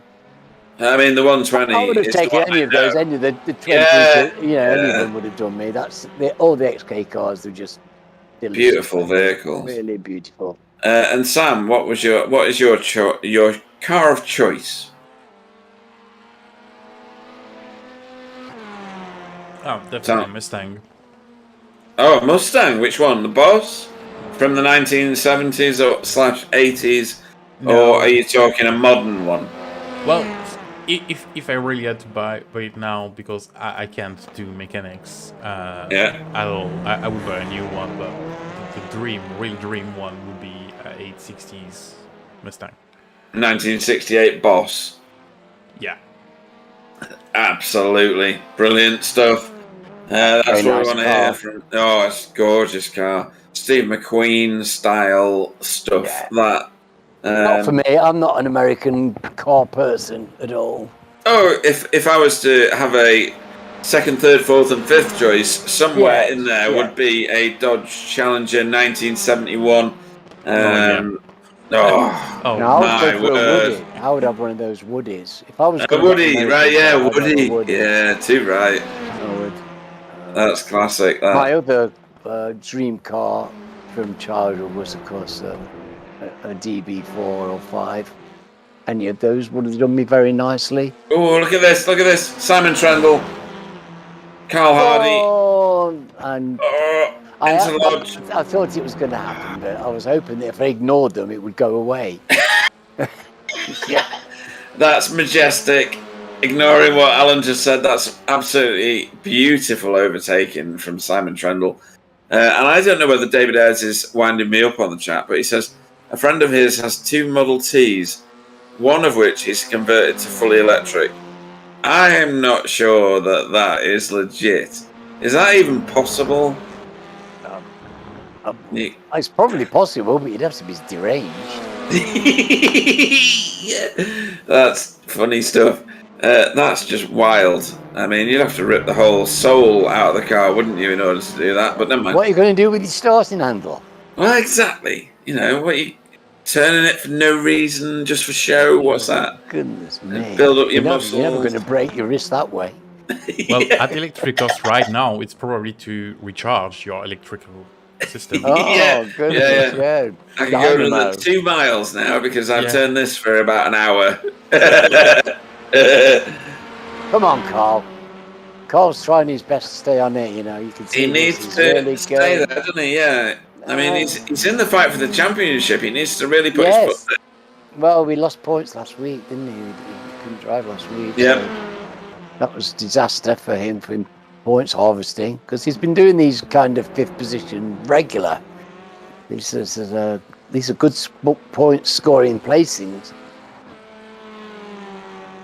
So yeah, I didn't think he'd be able to keep Simon behind him, but now it's just a matter of hanging on to him as long as he can, I guess. Well, he's got 7 seconds. Yeah, I don't see Chris catching him. No, not unless he's in David Ayres' friend's electric Model T. Having said that, he's doing 27s now as well. So is he? Yeah. Oh, he is. Yeah. That's fantastic. Maybe he does have a Model T electric. David Ayres says he promises it's legit. The electric one was originally the donor vehicle for the original. Yeah, are we sold on that, Alan? I don't know. Well, I'll believe anything. I'm gullible. Oh, okay. I disbelieve everybody as a natural reaction. So I approve of people being donors. Of what? Everything? Anything. Livers, kidneys, and car parts. Oh, okay. Donating in general is a good thing. And especially if I need a liver anytime soon. Ooh, David Ayres poses another challenge. So he says, ever since being a boy, which was clearly several centuries ago, he's always hunkered for, I think he means hankered, after a Jensen Interceptor. Now that is a spectacular vehicle. What a beautiful car that is. Yes, well, they were a main competitor for the DB4 when it was out, of course. Yeah. With the massive sun-drenched back window, which roasted you alive. Yes. Yeah, it was like a rolling greenhouse, wasn't it? It was. You died. Yeah. But they did have the FF, which was a 4-wheel drive version, of course. Yeah, Tony Walker giving a flash to Spencer for whatever reason. Yes, you don't see that very often. No. What that was about? Don't know. Maybe he was a bit annoyed about something. Either way, he needs to spontaneously combust, because I don't like people who flash lights unless it's at least 0.00001 of a second before they cross the line to win. They allowed one flash at that point. Just the one. David Ayres says he had a poster of a Jensen Interceptor on his bedroom wall.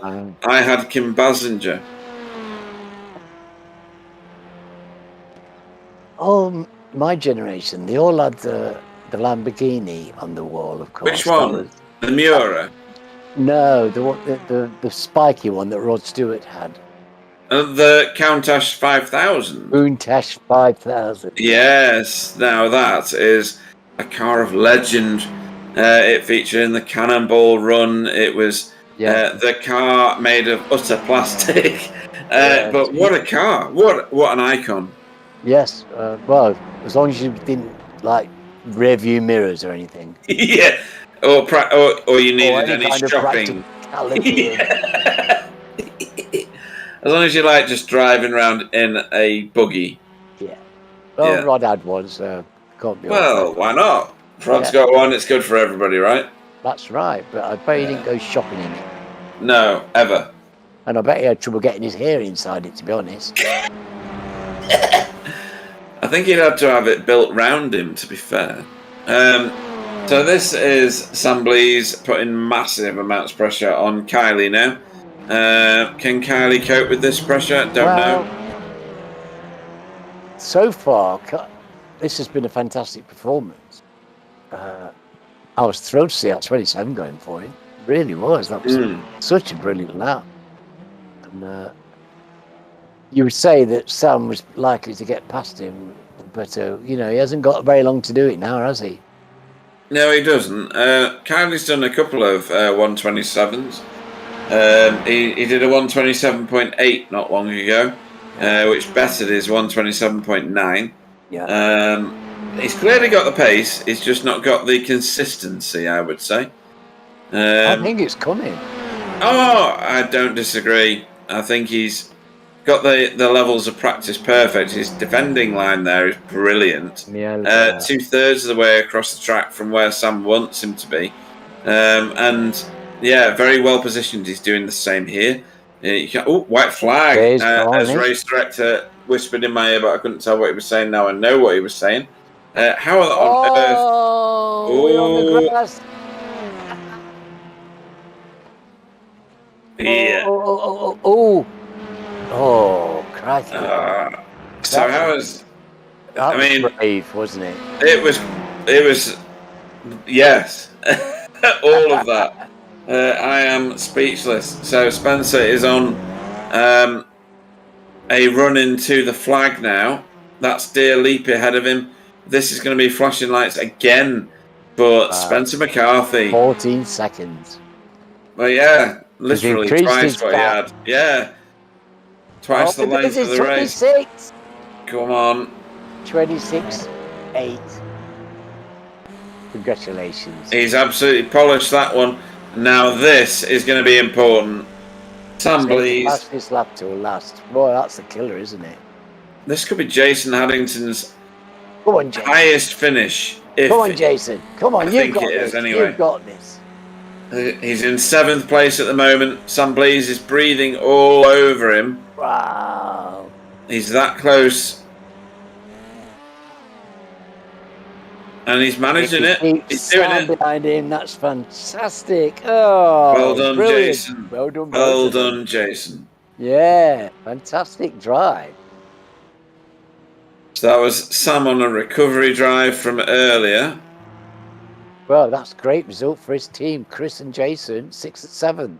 It really is, yeah. And we've had some really good results tonight from certain people. Matt Elmore finished 3rd in that race, which is brilliant. Pretty epic, to be honest, for Matt Elmore. Yeah, fantastic drive. Yeah, he's finished in a sandwich of people who have got nearly 2,000 IR more than he does. You can't ignore that. Carl Hardy's finished 5th there. He finished. Is that where he finished in the first race? I think it was. That seems like a consistent. 5th or 6th, yeah, no, it was 6th. Yeah. So 6th and a 5th for Carl Hardy, a 4th and a 6th for Chris Needham. So both of those two drivers have been very similar in their performance tonight. Yeah, well done, Chris. So another wheat race of very interesting performances, Alan. Wow, that was superb, wasn't it? Goodness. you got to hand it to these guys.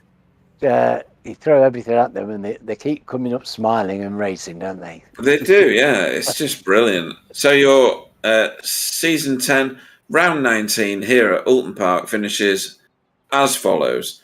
Spencer McCarthy was your race winner again for the feature race. He won by 14.7 seconds over Stephen Walker for Spectre 6 Purple. Matt Elmore finished 3rd for Spectre 6 Silver, with Simon Trendle finishing 4th for Team Chimera. Carl Hardy finished 5th for Safeguard by Result. And then we had 6th, Chris Needham, 7th, Jason Haddington. Sam Blease finished 8th with Russell Cowell 9th. 10th was Matt Flannery with Tony Walker in 11th. 12th was Jamie Wilson. Jason Morris finished 13th. We saw him duking it out but getting drive-throughs. Roger Morton finishing 14th and then 15th. And out on, I think, the first lap was Stefan Goebel, sadly. A great, brilliant race again for these cars at Oulton Park. It never ceases to disappoint, or rather, it never disappoints. It always ceases to amaze how well the racing goes here. Any other comments from you, Alan?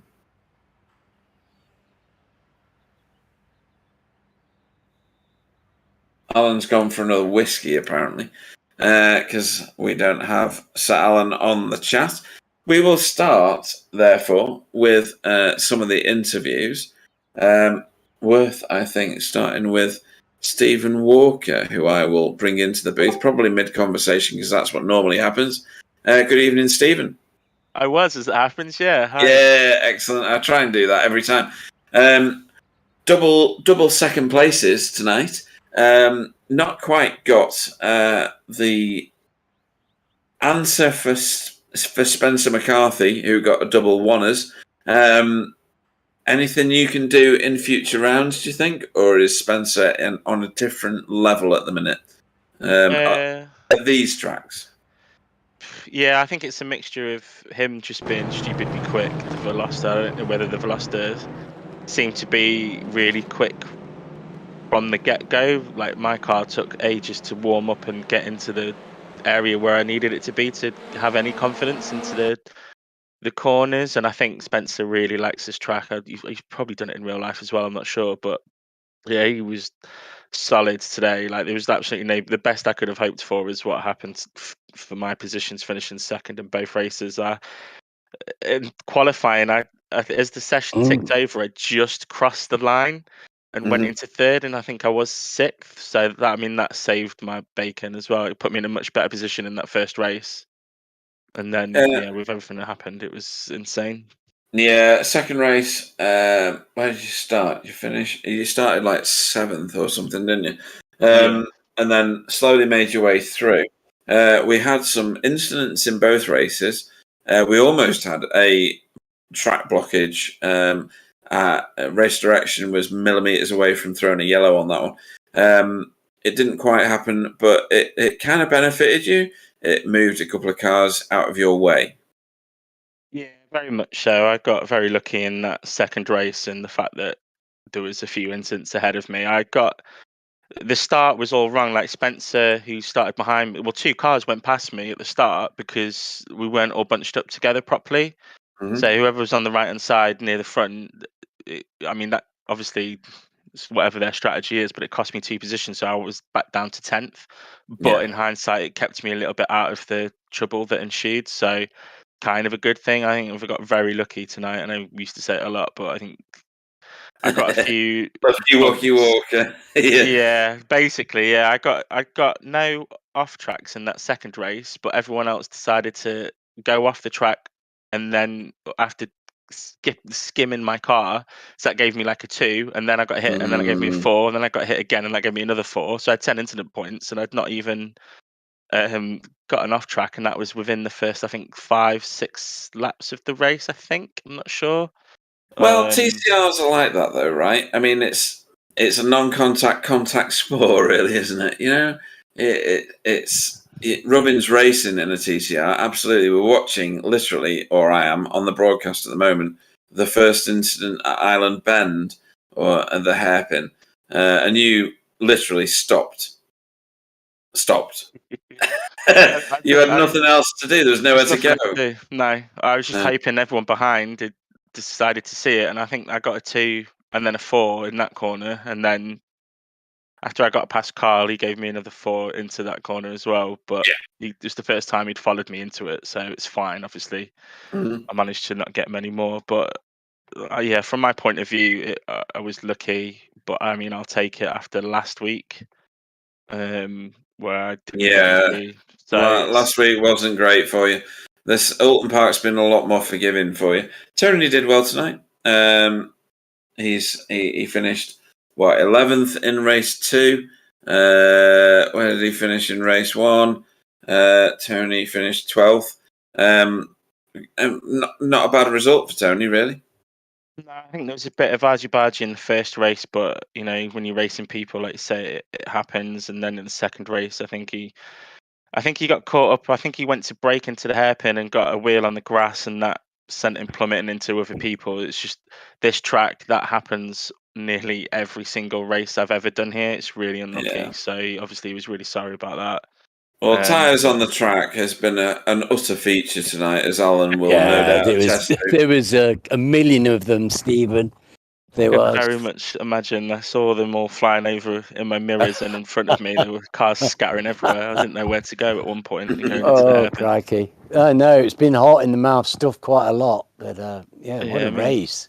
Yeah, Sam and I had a really good race in the first shorter sprint race. I think he was he is quicker than me, but I think with the nature of the track, I managed to keep him behind. And I was expecting him to drive off with Spencer, but it's difficult to overtake. It's a good track for if you can. That's why qualifying was so important. So I was happy I just crept in right at the end. So, sorry, go on, Alan. Well, it's we saw the difficulties some people were having with overtaking. It was there's some good defensive drivers out there, aren't they? And they can make their cars very wide. But there was no stopping Spencer, was there? Goodness me, he carved through again. Yeah, he had half a second on the rest of the field for most laps when he was it was astonishing. When you're in the 27th, you're all in the 27th, but he was managed to pull off a second on you. And that's, and such good drivers as you are, it's hard to compete with that, isn't it? Yeah, once again, he proves that if he'd not missed any races or had a few incidents, he would have just been running away with the championship. Well, Stephen, you're there. Yet again, you've made the best of a difficult race. You're sitting there on the second spot with good points again. And your brother did well tonight. So like I said, after last week, I'll take it. Yeah, too right, matey. Well done. So, more important questions. We had a discussion on first cars, etc. What was your first car? My real life first car was a Ford Orion 1992. That's a bit posh. How's that posh? That's the Ford Escort with a boot on it. Yeah, it was just, that cost at least £1,000 more than a Ford Escort. Well, it wasn't brand new, was it? It was 10 years old when I got it, I think. Yeah, 10 years old. So, in the list of cars, we had. Do you know what a Ford Capri Mark II is? Yeah, my mum crashed one. Oh, excellent. Well done, Stephen's mum. Yeah, well, if you didn't crash it, you're doing something wrong. Yeah. We had Jensen Interceptor as being a favourite car. Do you know what a Jensen Interceptor is? Yeah, very nice car. It's beautiful, isn't it? Do you believe that someone can make a fully electric Model T Ford? I can. I can believe anything these days. All right, okay. In that case, is there anybody you'd like to shout out to before we let you go?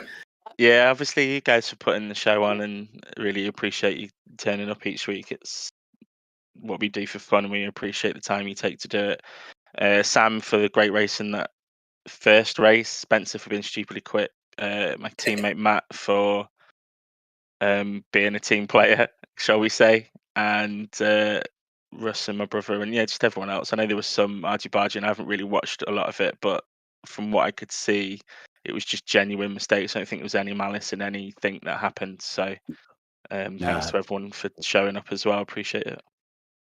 No, it's well voiced, nice, Stephen. Yeah, very, very well said. Because you're right, it's just people racing and coming together as part of that. We'll see you next time out at is it Rudskogen? Is that how you say that? How do you say it, Stephen?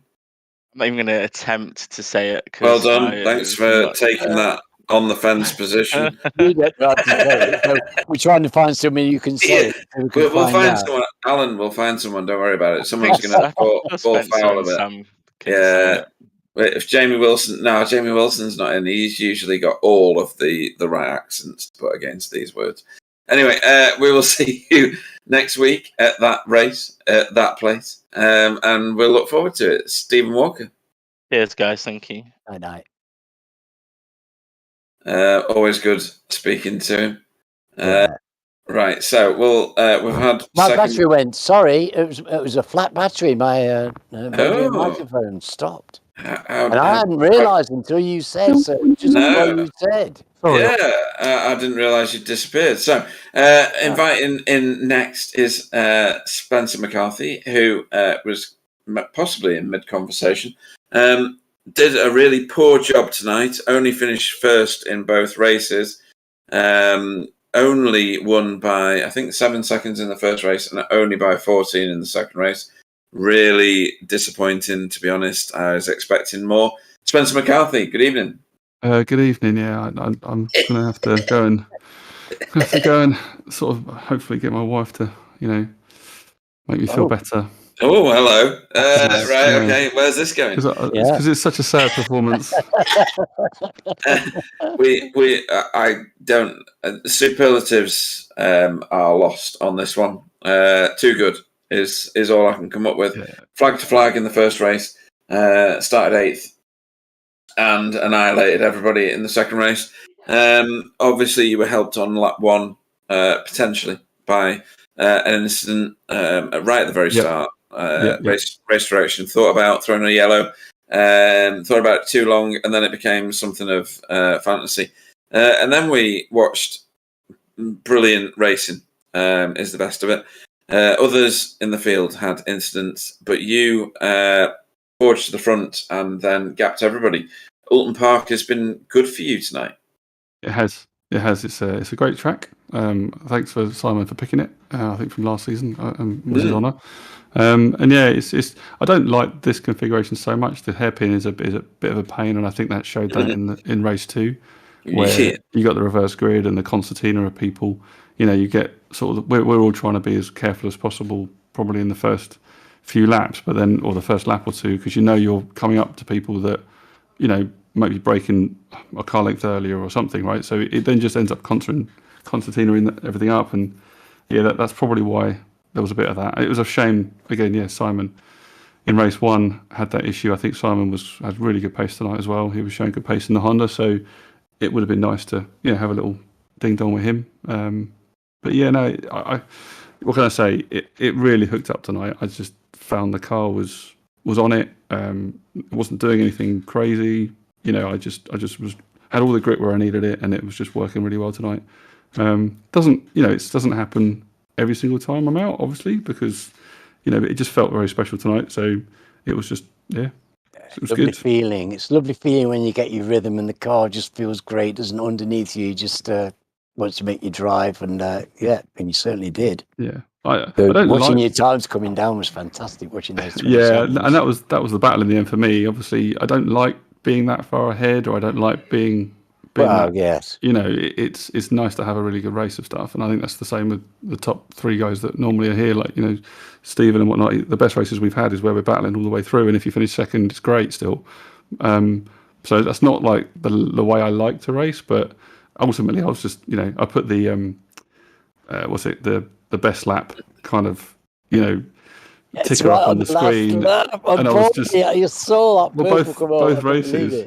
Both races I got the last lap, but in the end you just treat it like quali laps, and you're just basically sort of pushing yourself, and just otherwise you lose focus if you've got nothing to aim for. Absolutely, right? So, yes. I think it's a big mistake for people who try and ease off and spare the tyres or something. It's a big mistake, isn't it? Your rhythm goes and everything. Yeah. But no, it was great fun tonight. Yeah, it was good. I love the track. Me too. No, you're right about that one. You certainly proved it. It was fantastic watching you driving tonight, Spencer. Absolutely wonderful. Thank you. No problem. Yeah, spectacular racing. Next time out, and we're looking for someone who's willing to say the word, is that other track that's new. Rudskogen. How do you say it? Rudskogen. That's actually quite good, isn't it, Alan? Sounds good. Well, it sounds better than anything we've had so far. Yeah. Sounds like something out of Austin Powers, which is better than anything we've come up with tonight. We were talking. I'll get my gold member out. Please don't. Or your fat other person. Anyway, we were talking about first cars tonight.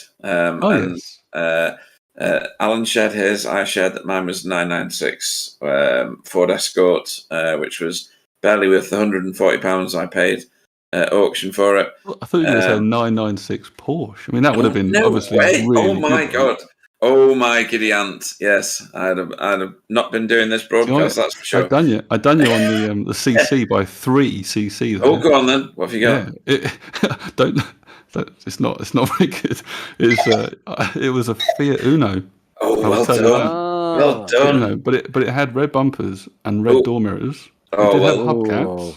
That's But nice. The engine was called a 999 Fire. 999. They couldn't even get one more. I know, right? Make it a 1 litre, boys. Make it a 1 litre. Right. Can't do it. Sorry. I reversed it through Halfords. I got a lowering kit for it. Awesome. As you do. Yeah, it was great fun, that car. But that taught me front wheel drive. There you go. There you go. You go. All tonight's victories, folks. Yep. Because of the Fiat, Yeah, awesome stuff. In that case, brilliant talking to you again, Spencer. Anybody you'd like to shout out to before we let you go and celebrate? Obviously, the Fiat organisation.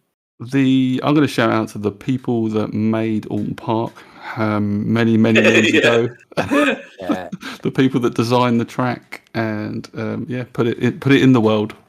That's awesome. My shout. Good and to shout. you, obviously. Very good shout. No, we like that. That's one. Valuable. Yeah, that's awesome. Yeah, that's nice to see Sam back as well. Yeah. Really? Yeah. Is it? I'm looking a bit of the slow mo now. It looks really nice. There is that. Yeah, I do slow mos as well. Thank you. Also, I don't yawn in the middle of broadcasts. My slow mos are the best. Thank you, Spencer. You're welcome. In that case, we'll see you out at Schmergenbergen. Yep. Yeah. Next time out, Spencer McCarthy. Cheers, guys. Good night. Brilliant interview. One for the legendary books. All right, next one we're going to get into the booth, and he'll forgive me for saying this, I'm fairly certain, it is the wrong Matt. Oh, wow. Matt Flannery, how are you doing? Yeah, I'm good. How are you? I was not expecting. You're not the only one. Anyway, Matt Flannery, you finished 10th in the second race. I'm going to go find out where you finished in the first race. I've never spoken to you, I don't. Have I? The first race. Not the first race, 10th, second race. That's awesome. I've got sound coming out of a speaker that I don't even know I've got. And Sam's just sent me a message saying, "Geez, Pete." And I couldn't even read the rest of it. So, do you want me to be me for this, or do you want me to pretend to be Matt Elmore? If you want to pretend to be Matt Elmore, that's fine. It's a bit weird. A 9th and 10th for you tonight. We saw you in some real tussles with Carl Hardy throughout the races. We saw you in desperate avoidance of the major crashes in race 2. Tell us about your race tonight. I mean, I think I did well to avoid, like you say, a lot of the major incidents, and then kind of screwed myself. So, the first race wasn't too bad. Got spun around at the hairpin. Nothing major. I think I only really lost a place out of that at best. So not the end of the world. Second race, going fine. Avoiding all the major problems. Racing with Simon Trendle and got a tire on the grass under braking. It just spun me around, unfortunately, into him as well. So can't apologise enough for that. And after that, it was just I got hit from behind at the start of the race, so instant points tied up, and ended up with a drive-through. So as well, just to top it off. So, I did see you doing the driver's shame. Yeah. I didn't giggle. Sam did. Always fun for the viewers. Anyway. Geez, Pete, it's late enough. Okay, yeah, I've just seen what Sam wrote. So that's not a bad finish for you, though, is it? 9th and 10th. It's pretty good. About where you are normally, but pretty, consistent. Let's say. Could have done a little bit better tonight. Thanks to the other incidents, had I not sort of done myself over a little bit, but Yeah, absolutely. And anybody you'd like to have a shout out to before we let you go and celebrate as part of the general geodesic racing community? Congratulations to Spencer on his double win. Apologies to Simon again, and thank you to you guys for putting it on. Awesome stuff. Very nice, Matt. Thank you. Yeah. Hopefully we'll see more of you in the interview booth. Yeah, it'd be lovely. And higher up the field is always a desire. Yeah. That is the I think target. you did very well. It was a difficult place out there today, and you did well to survive and keep your placings. So well done, matey. Cool. Thanks, guys. Yeah. Good effort, Matt. We'll see you next time out at Rudskogen. Take care. Right, let's go and find a different mat. I think this one might be good. Sam's going to kill me by the end of this interview. He really is. Good evening to Matt Elmore. Good evening. How you doing? How are you doing? So, for third in the feature race, let me go and find out where you finished in the first one. Where are you? There you are. 8th. Yeah, not such a good finish in the first one for your standards, at least. Tell us about your 2 races. Can't remember much about the first one apart from it was shocking, and the second one was all right. That was brief and brilliant. Yeah, totally. You did a 127.74, which was rapid in race 2. I think what's that? 1, 2, 3. Sorry, 27. 27.7. No, I did a 27.3 No, you didn't. in race 2. No, why are you lying to me? I've got it on your screen. Oh, you got 127.4. Sorry, Oh, there you go. I'm reading the wrong column. So yeah, rapid is one way to describe it. We saw your natural pace because you were fighting with Simon Trendle for a lot of the time in a lot of the races. Is it Oulton Park that means that you've done better than you normally do, or is it something else? It's all about luck on this track, isn't it? You need to be able to get a bit of a break. I mean, race 1, I didn't realise I was in 8th position, and I was chasing down Carl, and I can't remember who else I was chasing. Jason was in front of you. Yeah. So I was chasing down Jason and Carl. I gained 6 seconds of them, and I was trying my hardest to make a pass, and all of a sudden I realised I was an 8th, so I backed off so that I could try and get a cheeky pole for the race 2 and try and sprint off. Yeah. Good thinking. Good call. It's been quite a good day, really, for Spectre cars, to be honest. Stephen Walker's done very well in both races. I will say on that, in race 2, it was kind of like it was a multi-21 situation where team orders let him go and trace the car in front, but he didn't give the position back. Kind of like a bit of a Max Verstappen situation. Yeah, I was just going to say a Red Bull involved at any point. No, that's interesting information. No, he's in the title. He's in the title chase, isn't he? So it's always if I'm just in front of him, I'll cut the place in front of him, and I can give him a position, I will. Okay. We were talking throughout the broadcast about first cars. We all shared ours, and then Sam decided to share his, and we all laughed. But mine was a 996 Ford Escort. It was canary yellow. It was disgraceful. What was yours? I lost an Allegro. Oh dear, you are very sad. We've found the lowest that people can drop, folks. That was is that the ugliest car, or is that still the? It was the one that had this it was like a fabric roof, and it was kind of like lush. The vinyl roof. Roof. And the colour was kind of like an off brown. I'm not going to say brown. What it looked like. Yes, the lovely they call brown. Oh my word! I can tell you that was called Sunset. It was shocking. Oh yes. Yeah.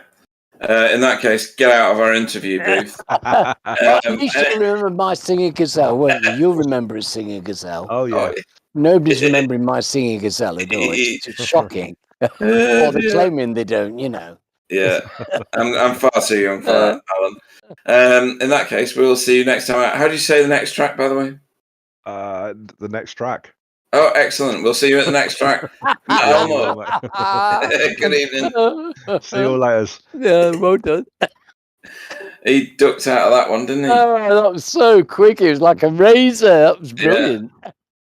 Unbelievable. So that's all our interviews tonight. I was going to wait for Sam Blees, but he's absolutely bailed out of the interview room early. Russell Cowell on the chat says, ask him if he was going for strategy A or B. Or B, because there was a funny thing going on. I should have twigged with that actually earlier. When we were doing the endurance, the 10-hour at Suzuka, we said we were talking about something, and he was going through a list of things, and he started off with A, and then he went to B, and then he went to B again, and we were like, what? And then he went to 4, and we were like, eh? So that went on for quite a long time before it became ridiculous. But there you go. No, Oulton Park's delivered again in a series that's been there before, and it never ceases to amaze me how competitive this track makes our races, Alan. It's brilliant, isn't it? It's a fantastic circuit. It's never going to let you down because it's just a beautiful place to drive the car. So the drivers enjoy being here, and that helps for great racing as well. It does, yeah. There's lots of them that know this track from either going there and watching BTCC or bikes or whatever. It's so familiar with everybody, really. You do a lot of races around here in iRacing. Yeah, and Chris Jackson's woken up. So good evening, Chris. You have been busy. Have you been creating more children? Haven't you got enough already? So yeah, it's been a great night's racing, to be honest. Sprint feature does well. We're going to discuss the future of this series over the course of this week and next, and hopefully we'll have an understanding of where we go with it next. But next time we're at which track did we say we were at? Wintergatan. Well done, Sam. How do you say it? The next track, I will. The next track. That's a Melmore thing. That's already been stolen. Rudskogen is what I'm going to go with. I have no idea how you actually say it. We'll have to dig up Marco Namela. You have to learn how to say it because you're broadcasting it this Saturday for the V8s. Oh my God, am I really? Oh dear. Are you driving it? Well, I hope so because I put a lot of practice in. And he's put a lot of practice in, folks. This is going to be hilarious. That's great. He did very well in the last race. It's Sam. Yeah. Hopefully, Chris Jackson races as well, just to show Sam up even more. Anyway, just look at the times in the BSTV Sports Discord, and you will see. Go on with the broadcast to close things up. So, right, driver of the evening. This is where we're going to go. Driver of the evening. So, the three of us need to take deep breaths, do some breathing exercises before we decide who it is that's going to get the Driver of the Evening award. So I'm going to go first to Alan. So Alan Toon, have you considered deeply? I have. Well, I've considered just about everybody. It's going to be a Result Clothing driver, isn't it? No, I'm still going to stick with Chris because I think he did really well, and I was delighted to see him performing the way I know he can. Excellent stuff. So Chris Needham, 4th place finish. A 6th place finish, very well earned vote there. Where am I going to go with mine? So I don't remember interviewing Matt Elmore before, even though I did interview Matt Flannery just before it, thinking I'd got the right Matt because the steering wheel in front of my screen covered off the surname of the person. Excuses. That is actually the legitimate reason. So I am gonna vote for Matt Elmore. I don't remember him getting a podium finish. I don't know whether that's right or wrong or not, but go on. Do I give the point to Matt Flannery or do I give it to Matt Elmore? Because I suggest what you do here is you shove it up your and place the points against Matt Elmore. Thank you. So. Your vote now, Sam. Where are you going to put your? I think Elmore was a good shout, and he was my second choice. So I think that's I'm really pleased you've done that one. Ah, good. No, that's good. So, Sam Bouzan, your vote for Driver of the Evening. I'm very tempted to go for Simon Trendle because he's been punted off in both races and managed to recover that's a sympathy vote. But but I will go with Spencer because it's just walk away with it. Yeah. All right then. You can't argue with that week. You can't give it to him every week, but you could make a case to say he earns it. Yeah, absolutely. So Spencer McCarthy gets vote number 3 tonight. So no, we've broken tradition with voting for the same person. That's a great series of votes. It's been great racing tonight. I've thoroughly enjoyed commentating on it. I'm sure Sam's enjoyed pointing cameras at it, and he's done very well tonight, to be fair, capturing events as they happen. Sam gets a thanks on the chat there.